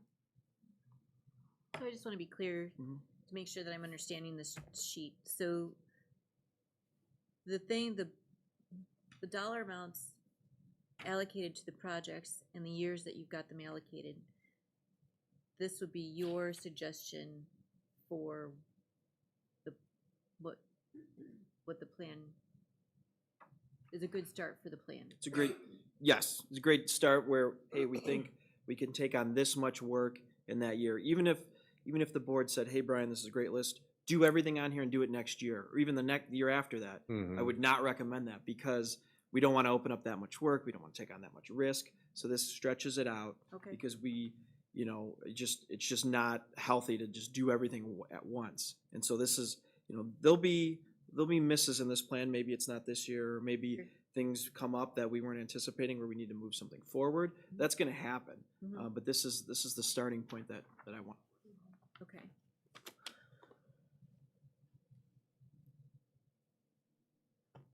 So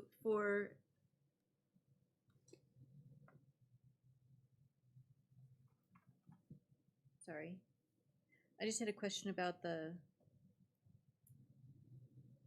never mind. Neil, it's a lot of lines. Neil, maybe you could talk about like how much, in your school experience, how much work that you're willing to kind of take on. That was going to be my question, just looking down the line, like, can all of these be completed in a summer? Or Yeah, I mean, so what we talked about in terms of this plan was, I mean, specifically the roofing. You can see the roofing was sectioned out by year, starting in 27. It's the first line after the middle black line under East Campus. So a few things we looked at intensely of how much manpower makes sense. You could obviously stretch the manpower and stretch premium time, but then you're paying premium dollars for a certain summer to get things done versus pushing that off for another summer. So then you're outweighing the premium time cost versus inflation. So we have been doing those analyses with Lockport and determining what square footage of certain things makes sense to get this work done. And so far, what we've been looking at in terms of this has made sense, but there are certain criteria for work. So, for instance, we're working this summer at Central. We're looking at doing lintels on the side of the building as well as tuck pointing. We also want to replace windows, right? Well, to squeeze both of those scopes in of work, we can't do it at the same time. We can't have the tradesmen work on top of each other, so we need to split that up, and we need to wait for one sub to be done, say subcontractor, one tradesman to be done, tradespeople, and then the next person in. So now we start thinking about, okay, how much time do we have, and how much overtime or how many manpower can we get from a certain contractor that we can reasonably expect, because there's risk there. If we tell a contractor, hey, you need 20 guys on site every single day at a minimum, if he doesn't achieve that, then we have to figure out how we make that up in the later end of the summer, and then that puts you at risk for school start. So there's a lot to this, every different trade is got its own different risks. And there's obviously bigger companies that can handle more workload. So what we put together and what I've worked with Brian on this 10-year plan makes sense in our mind and what can be achieved in a summer. There are some bigger scopes of work here, like the Porter Stadium project that will obviously differ in terms of longer than the summer, and we'll work through the logistics of that and how we work alongside school. But outside of that, for the infrastructure projects mostly, that stuff we feel comfortable with. Yeah, not every project needs to be a summer project if it doesn't have to be. So that's obviously our most efficient way to build a project if we don't have to incur premium time, nights and weekends. There's labor union agreements. You would pay double time overtime, and so if we can stretch it out, we will. So we're doing that analysis all the time. Brian, I just have a couple questions for you, and Neil and Eric, if you need to. When we met, I think it was the beginning of December, we went over this plan potentially, and we had some questions, and you had given us some reports. We were waiting on a major mechanical report. Does this include that major mechanical report? Yep. So that this doesn't. I mean, I don't have the report here today, Sure. but those numbers are in here. So that's all your air conditioning, your sprinklers, your electrical, your pneumatics, your fire alarm. That was the information that we were. That was from that. Okay. Thank you. I just wanted to make sure it was included in that. And my other question is, at the facilities meeting on last Monday, with your report, you mentioned that there was some additional work that needed to be done on the outside of Central, and that was a significant increase in expenditures. Right. And is that included in this report as well? This is. Okay. Yep. Okay.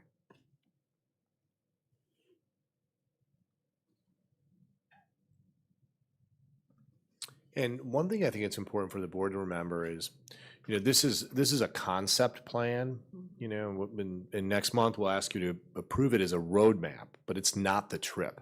Sure. If I can make that analogy. If you buy a map and say, I like this map, it isn't the trip itself. Everything that you see on here would have to go through a number of different processes, obviously bidding processes, lowest responsible bidder, board approval of those bids would have to take place and would have to happen. Any kind of funding that's a bond issue would have to take place with the board. There's a whole process by which, our next stage, we haven't really invited PMA Financial in to talk. We have some preliminary reports with them, but they can't really give us an accurate analysis of our bonding power until they have a fairly solid, and I think Brian has gotten this to just about as solid as you can get now to give us an estimate of what types of debt we could mix and match to responsibly and reasonably have debt payments that, one, wouldn't burden the district, two, wouldn't overly burden taxpayers, would have a reasonable load on taxpayers. All of this presupposes that you would not be able to continue debt service abatement. And strategically, why is that? Your debt is very low right now, so it's very easy for you for the past 3 years to take those debt payments off of tax bills. But also, as Michaeline mentioned, we're about to retire debt. So you're in a very good position to take on new debt to finance these things. We would probably, our next step in improving this, a number of different things would happen, but one of the things that would happen is, if we have this approved, as sharp as a pencil as Brian's put to it, is really having PMA have a tightened lens and then stepping towards the financing of it so that the board has a really strong understanding of the financial, strategy that we would use in order to fund this kind of thing. And the other thing is when you stretch it out for 10 years, at any time, you can, obviously, if you make a commitment to 2027 and you begin rolling with bids and plans, you're committed. But when you see it on the horizon, it doesn't mean that you can't change course. The nice thing about having a budget or a guide like this is that you can astutely make decisions, in real time. And you know what the consequences are of, substituting, changing, moving around. That's really a huge benefit of it.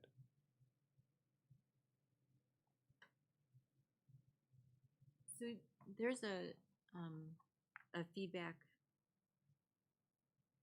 sheet that was included in the material.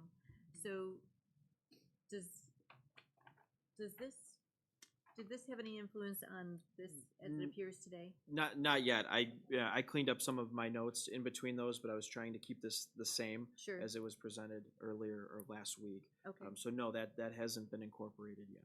Okay. But I would say most of this feedback is very aligned to this. What we heard in December was infrastructure was very important to the board, like you mentioned, Michaeline, about major mechanical, that we heard the board say that has to be at the top. Then we heard the board say commitments to central that were made in 2024. Then we heard a debate between board members that was replicated in the council between the student street and an enhanced athletic complex, which is important. We only call it an athletic complex because that's where it's located. But that also serves every student at East Campus in terms of PE, would be used for a more proper district office, would be used for locker rooms, concessions, expanded space, for multi-purpose, which is at a very high premium here in this building. And we thought we heard the board prefer that to the student street. If you heard Dr. Huntington when there was the astute question about officing, it's because we have a lot of ideas about how could you work without a major renovation in some of the office areas that we have along that area to make different changes. But also, you probably heard Dr. Huntington say we're talking quite a bit about how we're going to organize student services. That's happening in real time, and probably would not want to approach something like the student street until we have a real decision about how we might reorganize student services, because you would obviously want to make the facility, if there's a change in student services, match how people are organized for that kind of work. So I hope we got those priorities accurate from the board's point of view.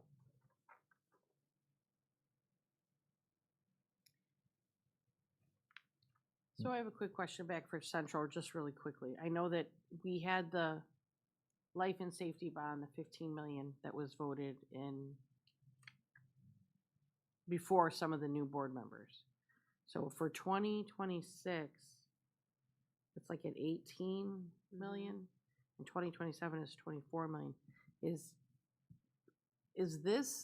that project the $15 million lentils and windows and roof it's over budget, right? Is that the 15 million we got in bonds? It's over is that not. $15 million in bonding power. So that would mean that the board could issue new debt to pay for that, use fund balances to pay for that, because strategically that's part of, fund balances, and then regular operating budget are also pieces of this as well. Right. So we would have to work on a financial plan to address those costs moving forward, but we also want to extend that work to 2027, because part of the cost, for example, one that I think Neil pointed out is we might not roof the library at Central, just that sort of cylinder, because we need to remediate some non-friable asbestos that's up there. So we might just push that off until 2027 rather than doing 2028. Those are some of the things that we've discovered as we've gone along. Just a good example of why there's been some project creep. And this does have, as Brian said, it's not only a blend of years and a blend of projects, but it's also a blend of financing, life safety bonds, working cash bonds, fund balance, and your operating budget, starting to budget for some of these things, using a couple of different ways in order to finance it. And I think if I could add on to that, I think it's worth noting too that in '24 we were hired on to do the structural repair stability project. We had most of the ceilings down, all the plaster ceilings were removed. So we got a look at everything interior, made repairs as necessary to the interior of the building in Central. And then now, since we've been on site doing exterior work and doing our final inspection, I don't say final inspection, but the full, thorough visual and exterior investigative work, we've now seen pretty much every condition of Central Campus, which is part of the reason why this budget has evolved, but also takes care of all your remaining issues on that building.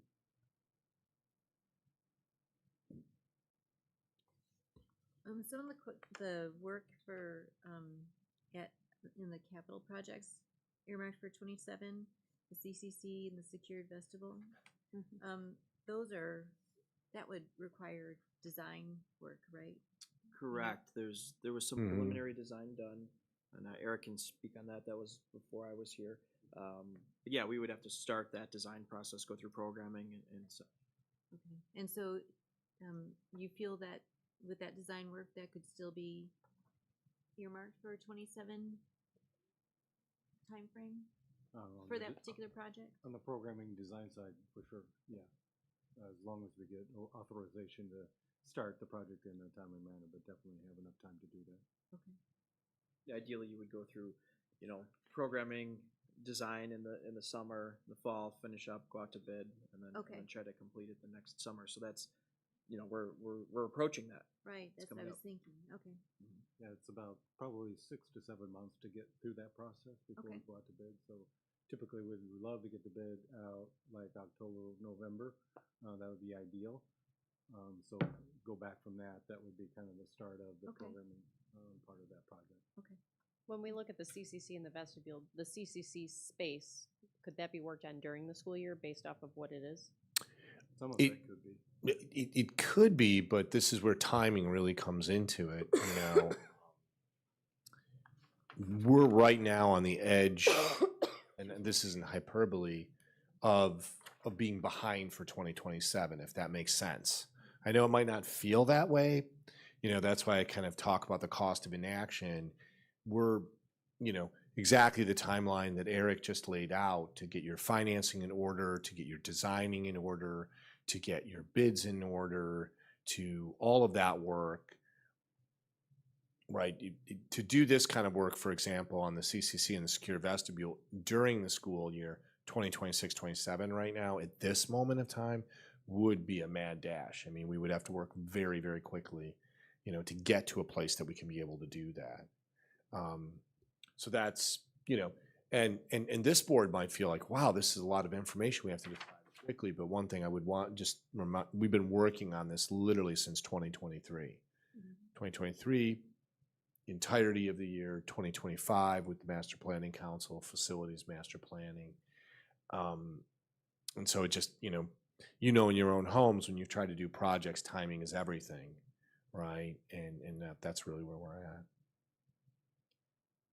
So, like you said, Bob, many of these things have been discussed since 2023, some approved by the board before us all were together.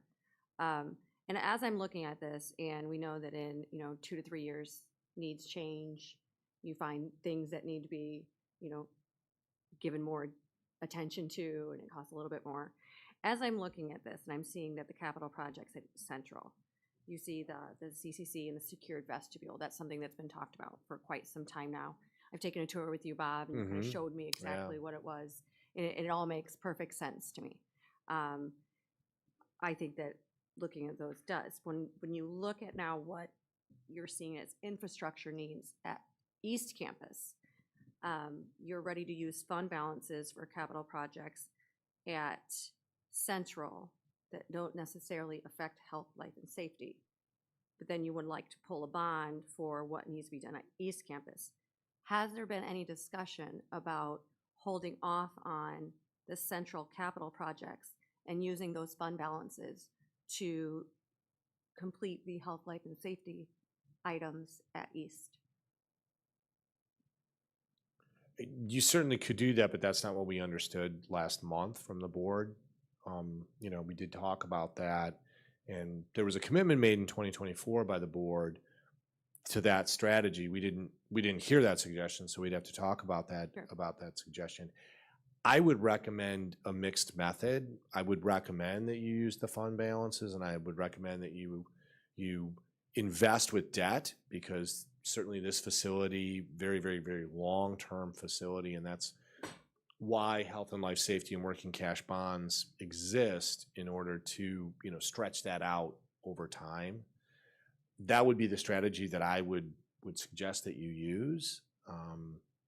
But you can decide that yourselves. But I would say all of that takes more time, right? Probably what I would say, Michaeline, is the reason why we haven't accomplished the work at the CCC, and it's now more costly, right? You know, the board was ready to go 2 years ago. And this isn't, I don't offer this as a criticism, I offer it as an observation. We could not get board approval to actually move that forward. And there were very good reasons why that was. Current board members felt there was an election. They didn't want to saddle a new board with expenses that they had decided. That makes complete sense to me. At the time last year, I was retiring this year. Didn't want to maybe do those projects when there might be a big shift in leadership. So those were put off. So I'd say those commitments are far more expensive now. And that's why I'd come back to sort of what Brian said. What we're looking for is we really believe we have, over a very long period of time and over multiple boards, sharpened our pencils, worked very hard, estimated, sounded the community twice, worked with the planning council for a year and a half, and we're just at that point where we really have to get off the ladder. And we can continue, discussion at the pleasure of the board. That board decides how long we discuss. But I think it moves everything, just kind of that much further out, and increases cost too. So that is really up to the 7 board members to decide how quickly we kind of move forward. One thing I would say is very astute comment, Michaeline, is I think approving this, you would then want to involve Bob Lewis, much like we have our building experts here, to come in and talk about if PMA Financial looked at this, what would be some suggested strategies to pay for it, right? We're looking to kind of get moving on the projects and then be thinking about how we pay for them as well, right? So we're looking at a 10-year plan right now, but is this something that us as a board and then future boards, we'd look at this annually? I would recommend you're looking at it not just annually. I'd recommend maybe 4 times a year. That you're looking at and saying, where are we at? What have we done? Where are we moving? What do we want to keep doing? How are we doing with our financial plan with this? How are we doing with our debt payments, our fund balances? I could see this folded into, Stephanie's going to really enjoy this, her report, 3 or 4 times a year just to check on it. But, what is the progress that you've made? But by moving forward on this and talking with PMA about funding and maybe starting some 2027 projects, we're not committing right now to 2035 projects. You're committing to a concept. Yes. You're not committing, of course, if the board said, as Brian said, $118 million, let's try to bond that right now, which we would not recommend, right? Well, and I just want to create the distinction between, like, when we were going for the referendum, we specifically wrote the referendum and things. Right. But here we're talking about just kind of a mixed method of, how we're going to fund these without going to a referendum and putting that tax burden on the No, exactly. taxpayers. And one of the interesting things, when you go to a referendum, you get those receipts, that revenue right up front. Debt, fund balances, operating budget stretches that out over time. It's just a difference in approach in terms of how you finance it. Taxpayers are paying for the debt cost as you go along, but they're not paying for it all at once, for example. So, to Michaeline's point, I don't know if the board wants to revisit that intention of using fund balance. That's something that the community frequently said, we'd like to see you use some fund balance for those projects. We just think debt over time at this building is a better strategy. And I understand what you're saying, and the reason that I'm looking at it from this perspective is that we know that there is going to be a bond that we're going to have done paid off. It's going to be finished. And we know we have the fund balances to secure these types of projects at this point. And I think Tammy might be able to help me out with this because she's much better at these numbers than I am as remembering. But I do think that the board had said that they were okay with having 6 to 9 months of cash on hand. And we currently have 12 months on hand. I'd have to go back to the probably not right now. Okay. I'd have to go back to I don't know, Stephanie, if you know that offhand in the treasurer's report. 11, Yeah, right? we started the year budget with 12, okay. So I just kind of like Right. to look at those kind of possibilities as where do we have room to work with that? Right, and Right, that's so- where your operating budget, if you say you want to draw down your months of cash on hand, that comes into your fund balances. And then also applying some of your operating budget to this work as well. So that's really where that comes, more so than debt, if that makes sense, Michaeline? I'm saying in lieu of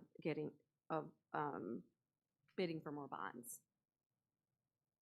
Right?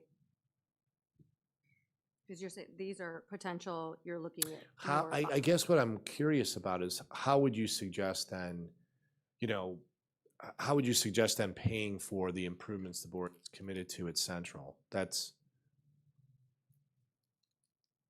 Well, the board committed to 15 million Yeah. to, but I believe that was like, it was the 15 million was for CCC and Academy, right? No? no, the $15 million went for the 2 summers of infrastructure work. So the only work that we're doing at Central is the essential maintenance plan.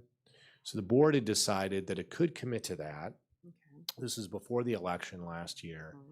At that time, known work that we knew, not some of the work that we've uncovered, we estimated about $15 to $18 million is what we budgeted and did a bond issue to at least make the initial coverage of last summer's work and this summer's work, right? We do need a strategy for additional work. If we see it and it needs to be done, we're doing it. So that is only going to that essential maintenance plan, exterior envelope, roofing, and electrical. That's all that's being used on.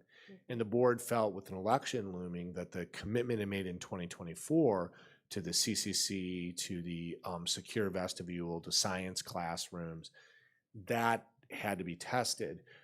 This is where we do need some clarity from the board and some direction, because we walked out last month believing that was high on your priority list. So if we didn't understand that, then we made an error. But that's what we thought.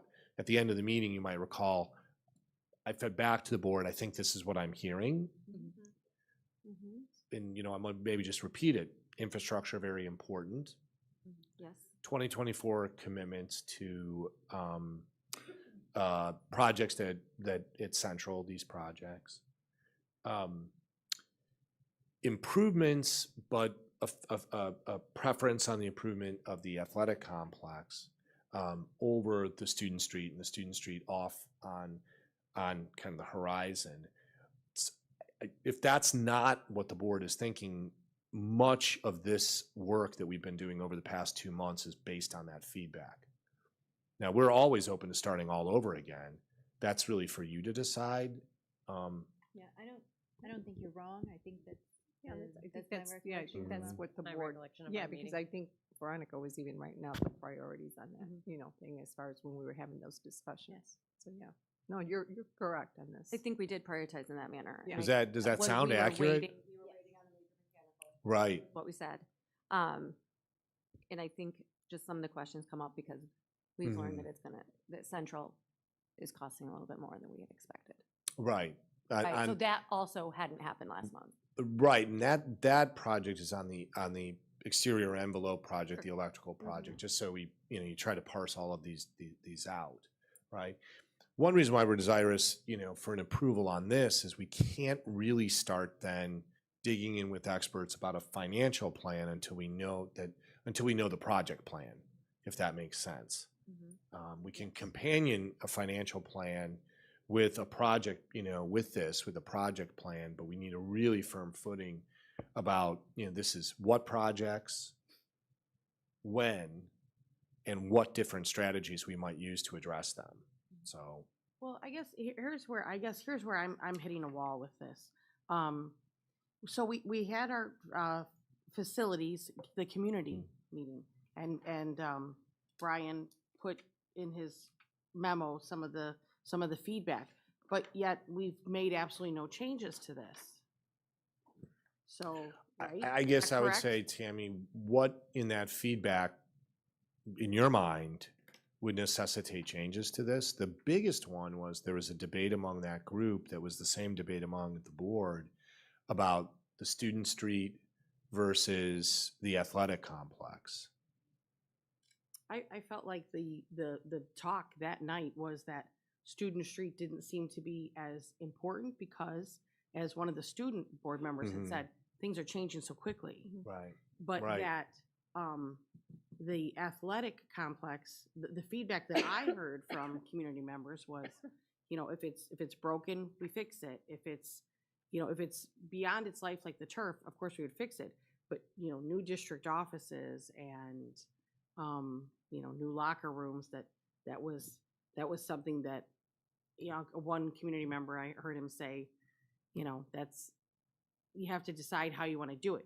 He had said that he remembers pushing back multiple times that that's not what the community wanted, but the district keeps bringing it back up. And so I just have to disagree with you on what John Elinardo said. I mean, we could only talk to John Elinardo himself. I just don't feel his feedback, and I don't feel the feedback is, I mean, I would ask board members to point out where in the feedback sheet this diverges from. I think, Tammy, if you look at the East Campus infrastructure component, you'll see that the athletic, or is it the Porter Stadium project, is currently not. It's 2020. Yeah, 228. But if you go up to the infrastructure component of East Campus, you'll see that the bleacher replacement, stadium lighting, field and track, those are all the items that we've all talked about a number of times that are more important. And so, right, well, they're slotted for 2027. Yes, right, because they're a little bit more, you know, certainly a little bit more exigent. I couldn't recommend to this board going beyond 2027 with the bleachers, right? Right. But for example, I'd really, you know, I feel it's very important. I don't ever advise that you ask the community its opinion, but in both, and then go against it. The reason why the athletic complex is on the board is because in both surveys we did in 2024 and 2025, this is a very high priority with the community. The community recognized the ill state of bathrooms, the ill state of concessions, the lack of locker rooms, the lack of additional space. Both of those surveys, you know, it would be a little time consuming for me to pull them up and to show them to you. But we're very definitive in those two surveys we did with Innovate K-12 that this was a high priority in our community. It was actually, the administration introduced the idea of the student street. The community was the agent that introduced the idea of this athletic complex really needs to be revised and needs some serious and substantial work. So that's how that got on the board here. It hasn't been driven by the district, although I would say most of the administrators here, you know, working day to day, could point out many, many reasons why that is necessary.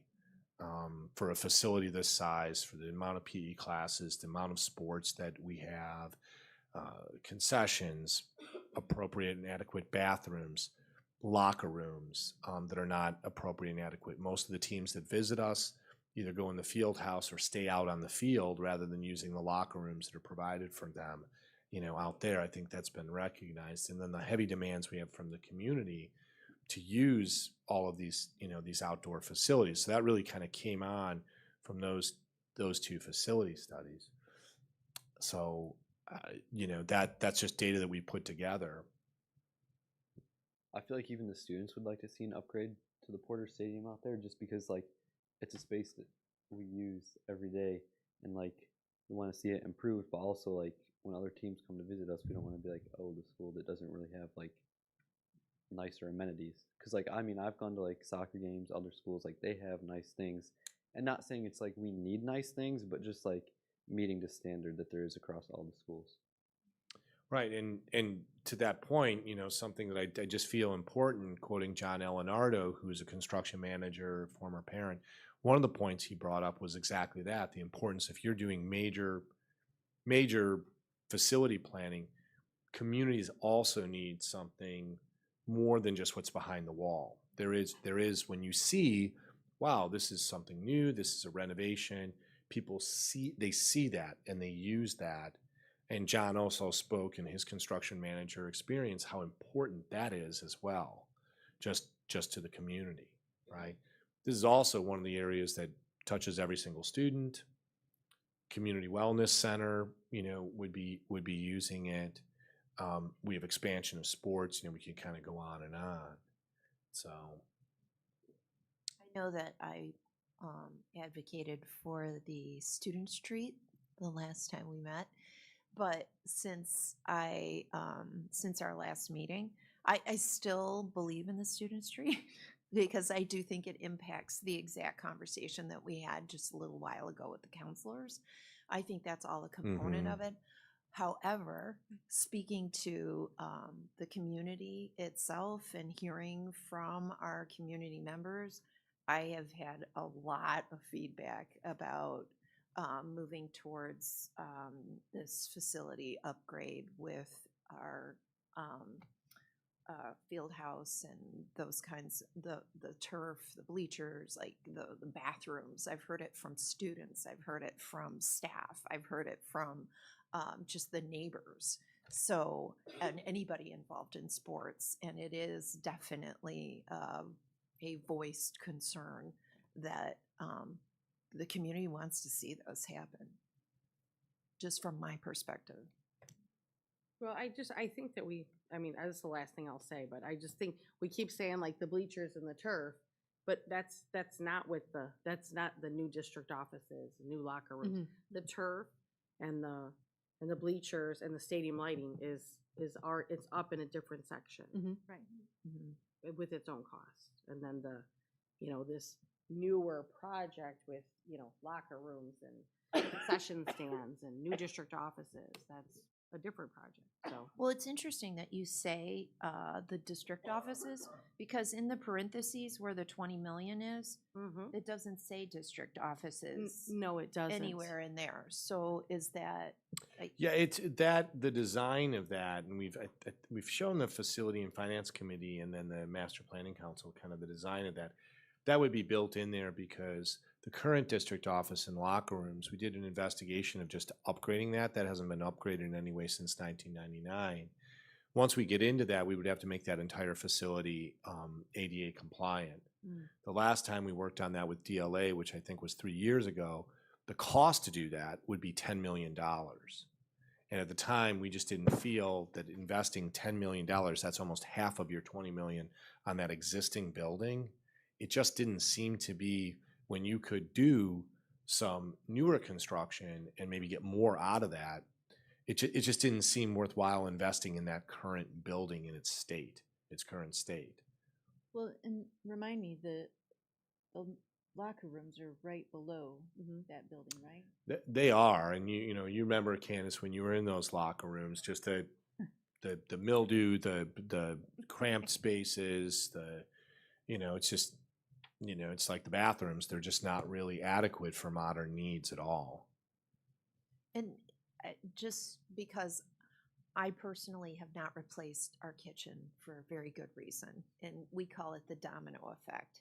Would the domino effect apply to this project where you're opening one thing, which really means if you're going to do that, you might as well start these other projects? Is that what I'm hearing you say then with this district office section? Or No, I think you're afraid of like when I bought a new microwave and redid my kitchen as a result. No, I think these are a la carte. That'd be very, very isolated to that area of campus. So ancillary only in the sense it'd be built, kind of on the side of the building right here, but I don't see it related to other projects. Okay.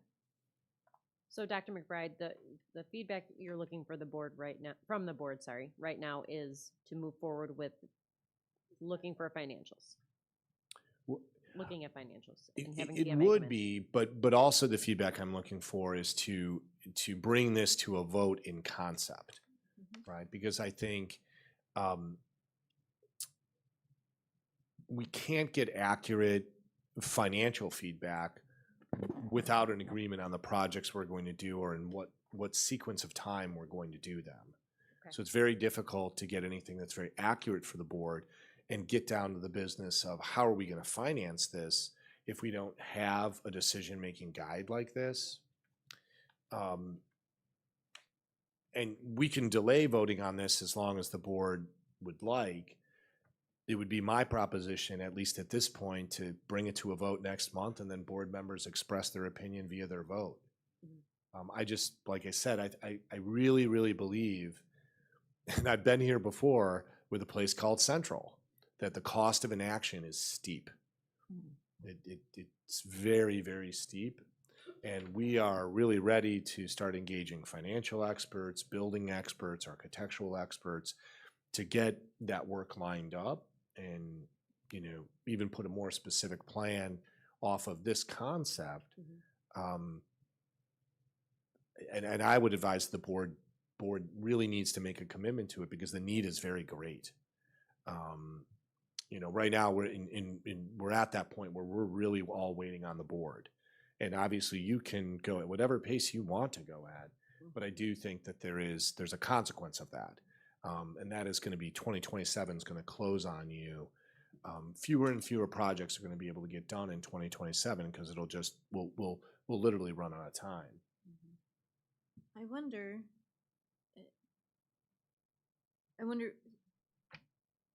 if it's not possible for us to vote tonight on this sheet in concept, just so that we can start getting a financial framework of what all the financing opportunities would look like.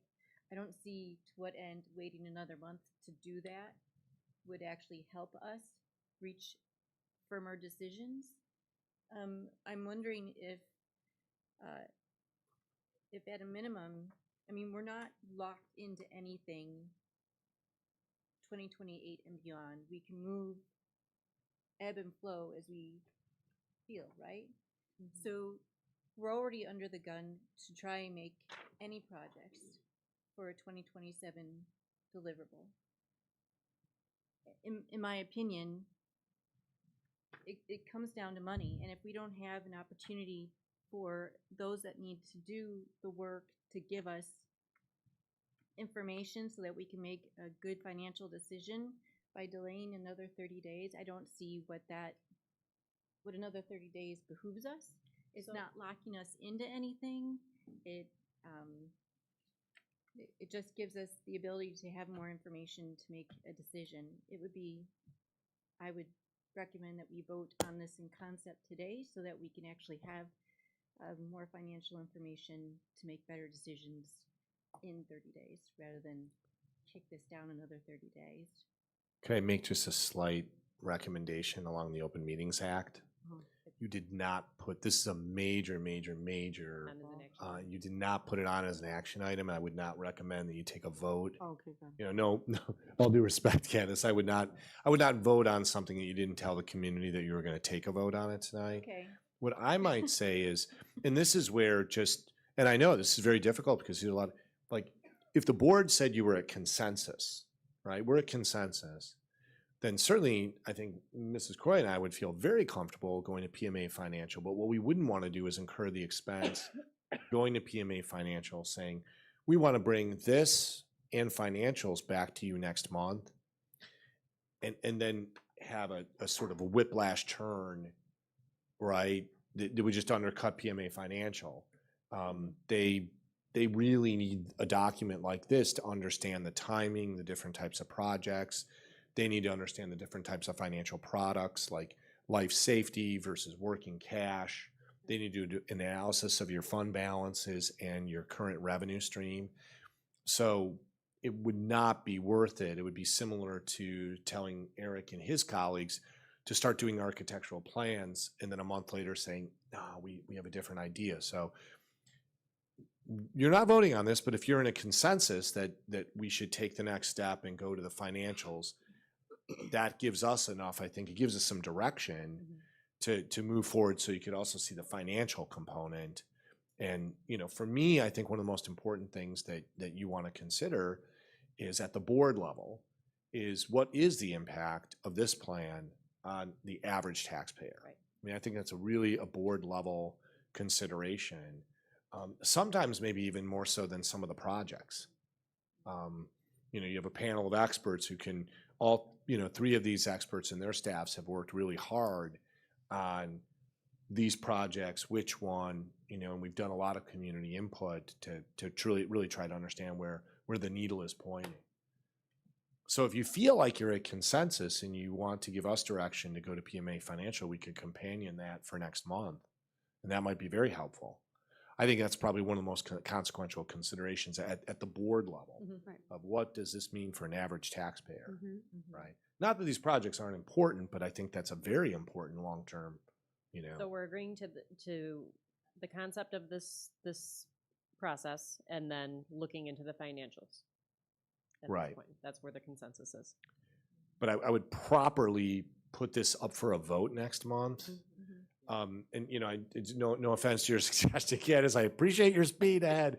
It's just really, really big things like this. I don't think the board, you know, should vote on you can actually, but I just wouldn't recommend it. And then bringing it up to a vote next month also gives board members time to meet and discuss and talk. Sit down. We might have those financials relatively quick. We could do sort of mini workshops like we've done before, which really, you know, I always think putting some space, one more consideration. You know, he might speak with forked tongue saying we're urgent. Let's go wait another month. I'm not trying to do that, right? We just know that in December, we thought we had a consensus. We wanted to bring something back specific, like Michaeline said. I really want to see those major mechanicals in. So we didn't think without that we should go to a vote yet. Yeah. Right. Well, and just to be clear, I wasn't saying we were voting. I just wanted to be able to get to a point where we could actually start to get some financial numbers so that we can make some informed decisions. Well, you're going to need financial numbers no matter how many of these things you do. Yeah. Correct. You know, but yeah, when you're looking at $69 million in bonds over the next 10 years, that's a lot. And that's a really good point. It goes from, you know, like we're saying, inaction to full throttle action. Right. We could be in the middle maybe. Because I think you need a presentation on how that actually works, because that sounds like an inordinate amount of money. But if you go to the middle of this and you look at our debt, and I'm never going to say $69 million, that's not a lot. That's a lot of money. But it really does help to have a financial advisor to say, how does that work? How do you stack debt in a reasonable way over time to get these projects done so that $69 million is not cataclysmic for everyone involved? It's a really astute point, you know, Tammy. Okay, so let me just check for understanding. Here's what I think I'm saying. We got your priorities correct. There's a consensus around this, not a vote around this, and you'd like us to move forward with PMA Financial on this sheet, bringing the financials to bear so that you can understand what Tammy just said, what that looks like moving forward. Is that? And I just have a quick question. So then this concept and the financials we received would still be fluid? It would still be fluid, right? You wouldn't be voting on the not voting for a referendum. Right. I'd ask you to vote on the plan, not on the financial advisement, because the financial advisement is so complex and there's no board issue. No, you know, you don't issue bonds without a whole process. Oh, no, I don't mean that. But if we saw something in the financials and we saw it didn't match, maybe we want to extend this a year or move this a year and things like that. That would all be up for discussion.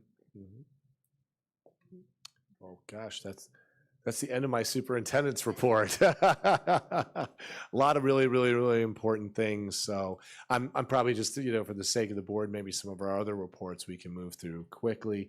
The only other thing, and maybe if with your permission, if I could work with Veronica on this and you could check your calendars, I was going to ask the board if we do a special board meeting on March 23rd. It's a Monday night. Here's the reason why. Many of the board members here, and if it's a conflict, it's a conflict, have not been through approving a staffing plan. And it occurred to me, I've been thinking, if we go slow and methodically through that, especially because we're adding that 8th period day, that might be something the board would like to do to really work through, okay, let's really look at the financial implications of this 8-period day. And we can poll you. We don't, a special board meeting, you know, just if you could get looking at March 23rd, and maybe if I ask Kathy in the next couple days to check in with you, you know if you have any obligations that evening. Could I just ask a quick question? Would the board be interested in that, just looking at the staffing plan? Sure, yeah, Yes. absolutely. Just that as a separate item, because it's such a costly item. Yeah, for sure. You know, because it seems like shoving it into a regular board meeting, you know, like this evening, and it is very time-bound too, so.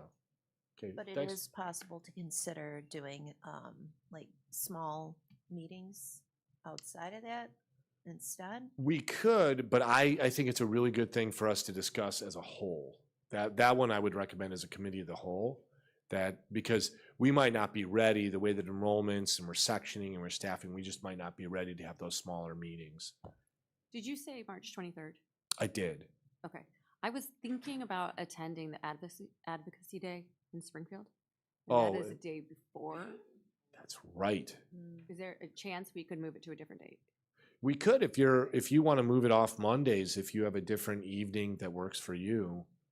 Let me look and make sure that Yeah, it works, just and I'll get back check. to you. 'Cause Yeah, if I understand. I'm not Or able if you to did go to that, yeah, if you went to the advocacy day and you met earlier, like your committee of the whole meeting's at 5. You know, I don't know what time you want to get on the road, Michaeline, if you're going to Oh, Springfield. yeah, either, Bob. Yeah, right. You know, all right. Thanks so much. That's my report. Okay. And if we could just with the hour, you know, there is an important, this is a first reading.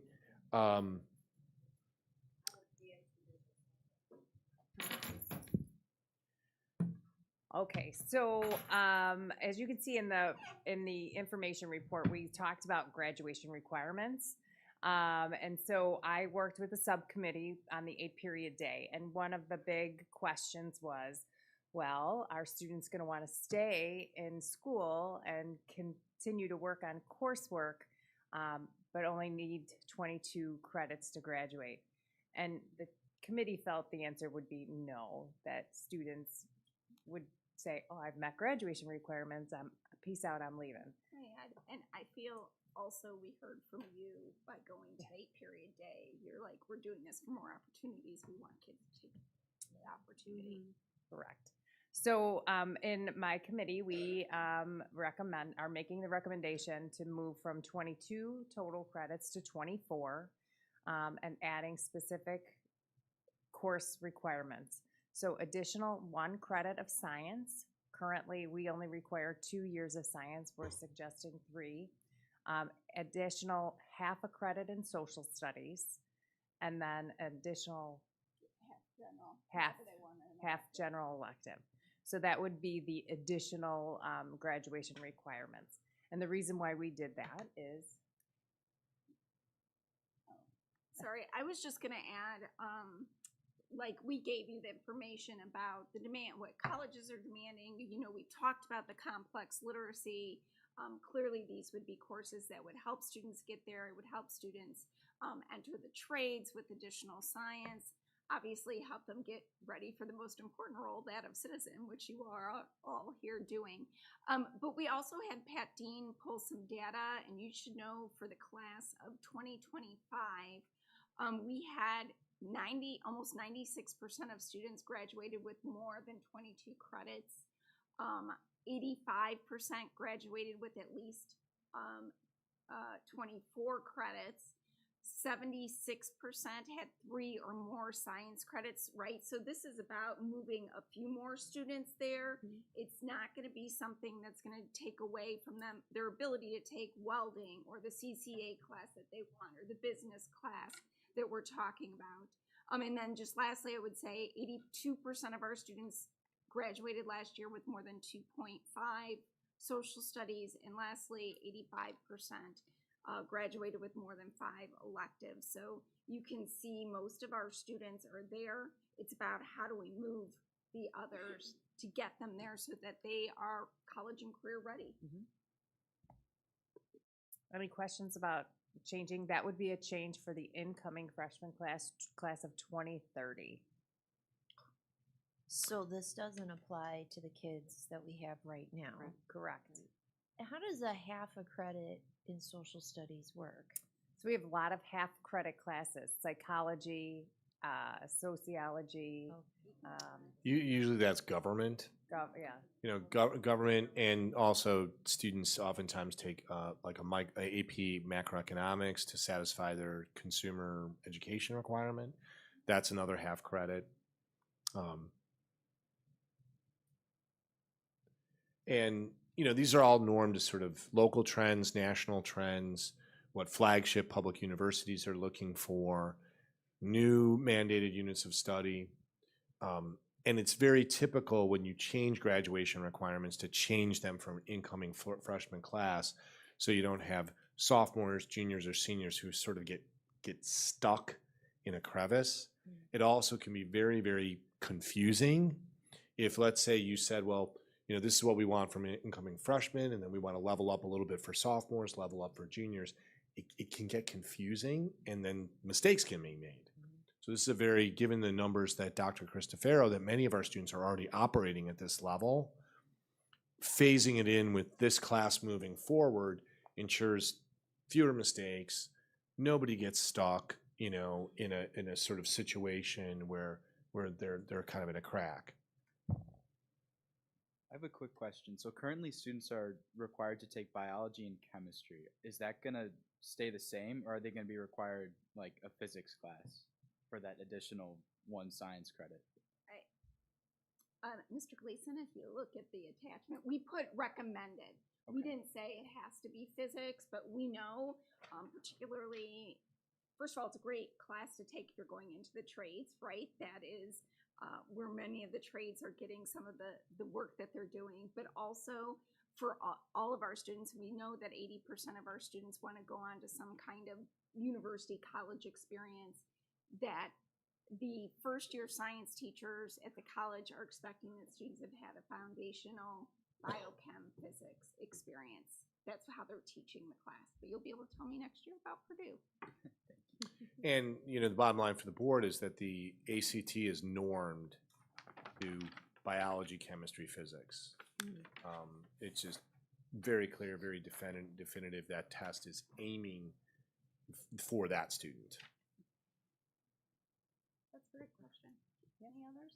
Any other questions? No?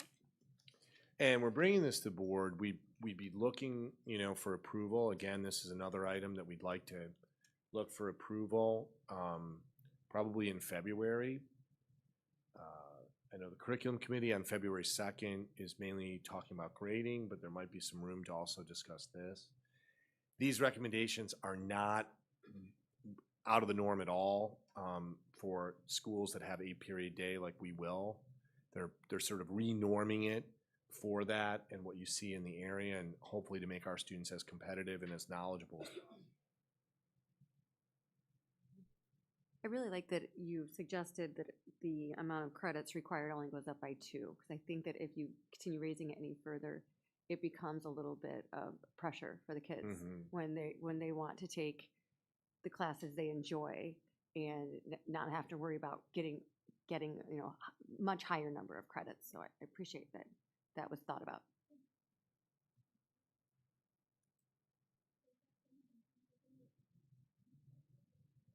All right, nicely done by that committee.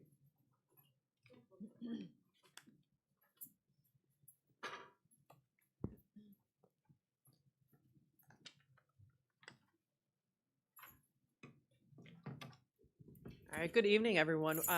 Wanted to say that we really started off the semester strong with Institute Day, even though it seems like that was forever ago. It was actually only a couple weeks ago. And Institute Day was a great day for us. We focused on disciplinary literacy. Our colleagues actually presented to each other. And over the last couple weeks, it has been phenomenal to see our staff really embrace that and use some of the tools to generate things like paired passages. So it's a huge success when you see your staff implementing and embracing the ideas and the strategies that you brought forth. And the other thing that I wanted to mention, you know, Tammy, you kind of cringed when you said class of 2030. Yeah. This Saturday, we will welcome the class of 2030 to Central Campus. And the families will have an opportunity to sit one-on-one with a counselor, and they're going to start picking out their classes for next fall when those students walk through our doors at Central. So we're very excited for that. All right, good evening, everyone. I feel like I'm about to lose my voice now. Like I've been sitting over there and I don't know what happened. I think I caught what you may have, Veronica. One of the things that I did want to point out first is that, you know, with the work that we've been doing from academic return on investment with our collaborative teams, you know, we're now in the process of really digging into some of our teams deeply. And so I've had the pleasure of looking at the English 10 team and World Language 3 team. And we can tell that our teachers are working very hard to make sure that they are looking directly at what are the skills that our students need to be successful, and then also looking at the challenges that they believe students have with mastering material. And so I just wanted to give a shout out to those teams because we had the pleasure of being able to go in the last couple of weeks to see them. Something else I wanted to spotlight was our dance team. If you have not been able to see their routine that they put on for sectional, it is absolutely amazing. As a former dancer, it is so beautiful to see these girls out there just doing everything they can to just promote, you know, being a dancer and what that means. And so just something to really spotlight is just the work that they're doing there. Again, Veterans Night was another success. Thank you to Dr. McBride and Grace and Jeanette and Kathy for all of your hard work. You know, it was one, I feel like it was like a professional highlight for me just to be able to see so many veterans and be able to acknowledge just their service to our community. You were a pro reader. Oh, you killed it with your assistant, Dr. Green. Thank Pro, you so much. Pro level. Thank you.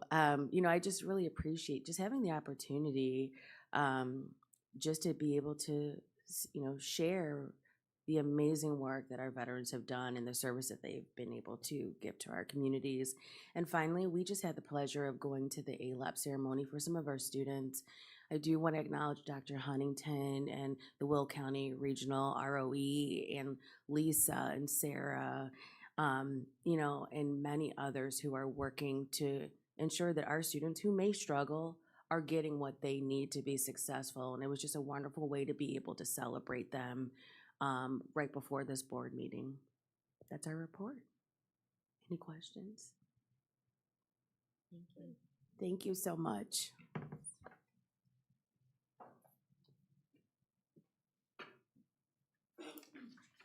All right, there's two overnight field trips for everyone to take a look at and be informed about. Facilities report. Usually we just, if there's any questions, you know, from Mr. Amer, lots of work being done.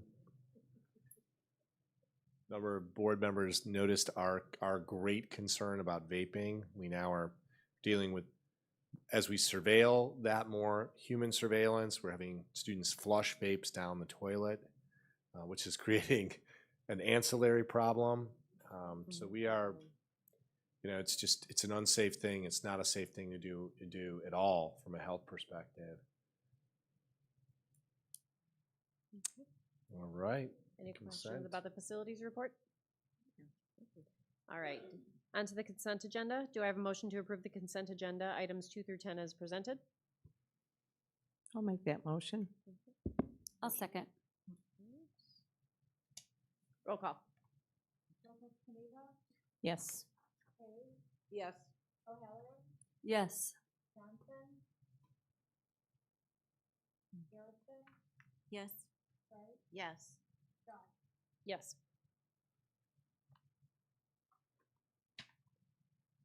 Okay, do I have a motion to approve the schedule of school fees for the 26-27 school year? So moved. I'll second it. Questions? Hearing none, roll call. Yes. Yes. Yes. Yes. Yes. Yes. Do I have a motion to approve the new course proposal for the 26-27 school year? I'll make the motion. I'll second. Roll call. Yes. Yes. Yes. Yes. Yes. Yes. Do I have a motion to approve the Central 2026 Facility Improvement Bid Release Number 1 Electrical Bid Package Approval? I can make that motion. I'll second that. Any questions? Roll call. Yes. Yes. Yes. Yes. Yes. Yes. Okay, policy updates. You do have a huge package coming your way. This, thanks to Dr. Cristofero for catching this, and I'm going to try to make this as brief as possible. I hope this description makes sense of what you're approving. We're not asking you to do a first reading and a second reading. To make try to make a long story as brief as possible, we receive policies from press, and oftentimes they will highlight why they've made a change. But many of our policies as a high school district might be different than press. Press is oftentimes aimed at a K through 12 district. And in a recent press policy that we encourage you to approve, we accidentally overwrote something idiosyncratic to our district. So what we're asking you to do is to restore some language, make the change with press, but restore some language that is particular to our district. And we can't change any kind of language without your approval. So really we're asking you to sort of reverse that error, if that makes sense. So let me just pause there. You can see some of the language that we're going to restore in policy 6:310 that relates specifically to our district, but we accidentally overrode it by blanket approving the press policy. And this language is the fix.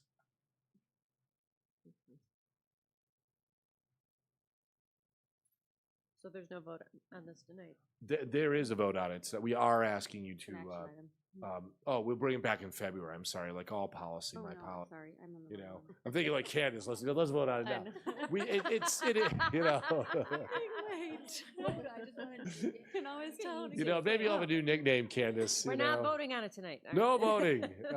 No, correct. We just want to make you aware, like any policy, give you the opportunity next month. We'll bring it back next month. Any questions? Okay. Okay, announcements. Here you go. We had Veterans Night. We're having a meeting tonight. Friday night, short film festival, kind of fun in the auditorium, 7 o'clock. The robotics invite is also January 31st. Also, great day at Central. If you want to spend the day at Central interacting with our brand new families, a number of you were there last year. You can stop in for 20 minutes, a half hour, hour. I think Ann Kaniva and Candace Garrettson decided to work the event last year. But it's a really neat event. Robotics is here at the main campus, at East Campus, and all day long we've got enrollment and registration at Central. February 2nd is the board curriculum committee at 5 o'clock, and then there's that Nick and Ivy event. Interesting thing that we're doing, February 25th, we do an annual realtor breakfast. We'll be putting in the hands the annual student academic achievement report for them. That'll be, we believe, I think we're doing in the Porter Room, but it'll be the Porter Room or the East Campus cafeteria. Okay. That's announcements. Do I have a motion to adjourn tonight's meeting? I'll make the motion. I will second. All in favor? Aye. Meeting ended at 9:42.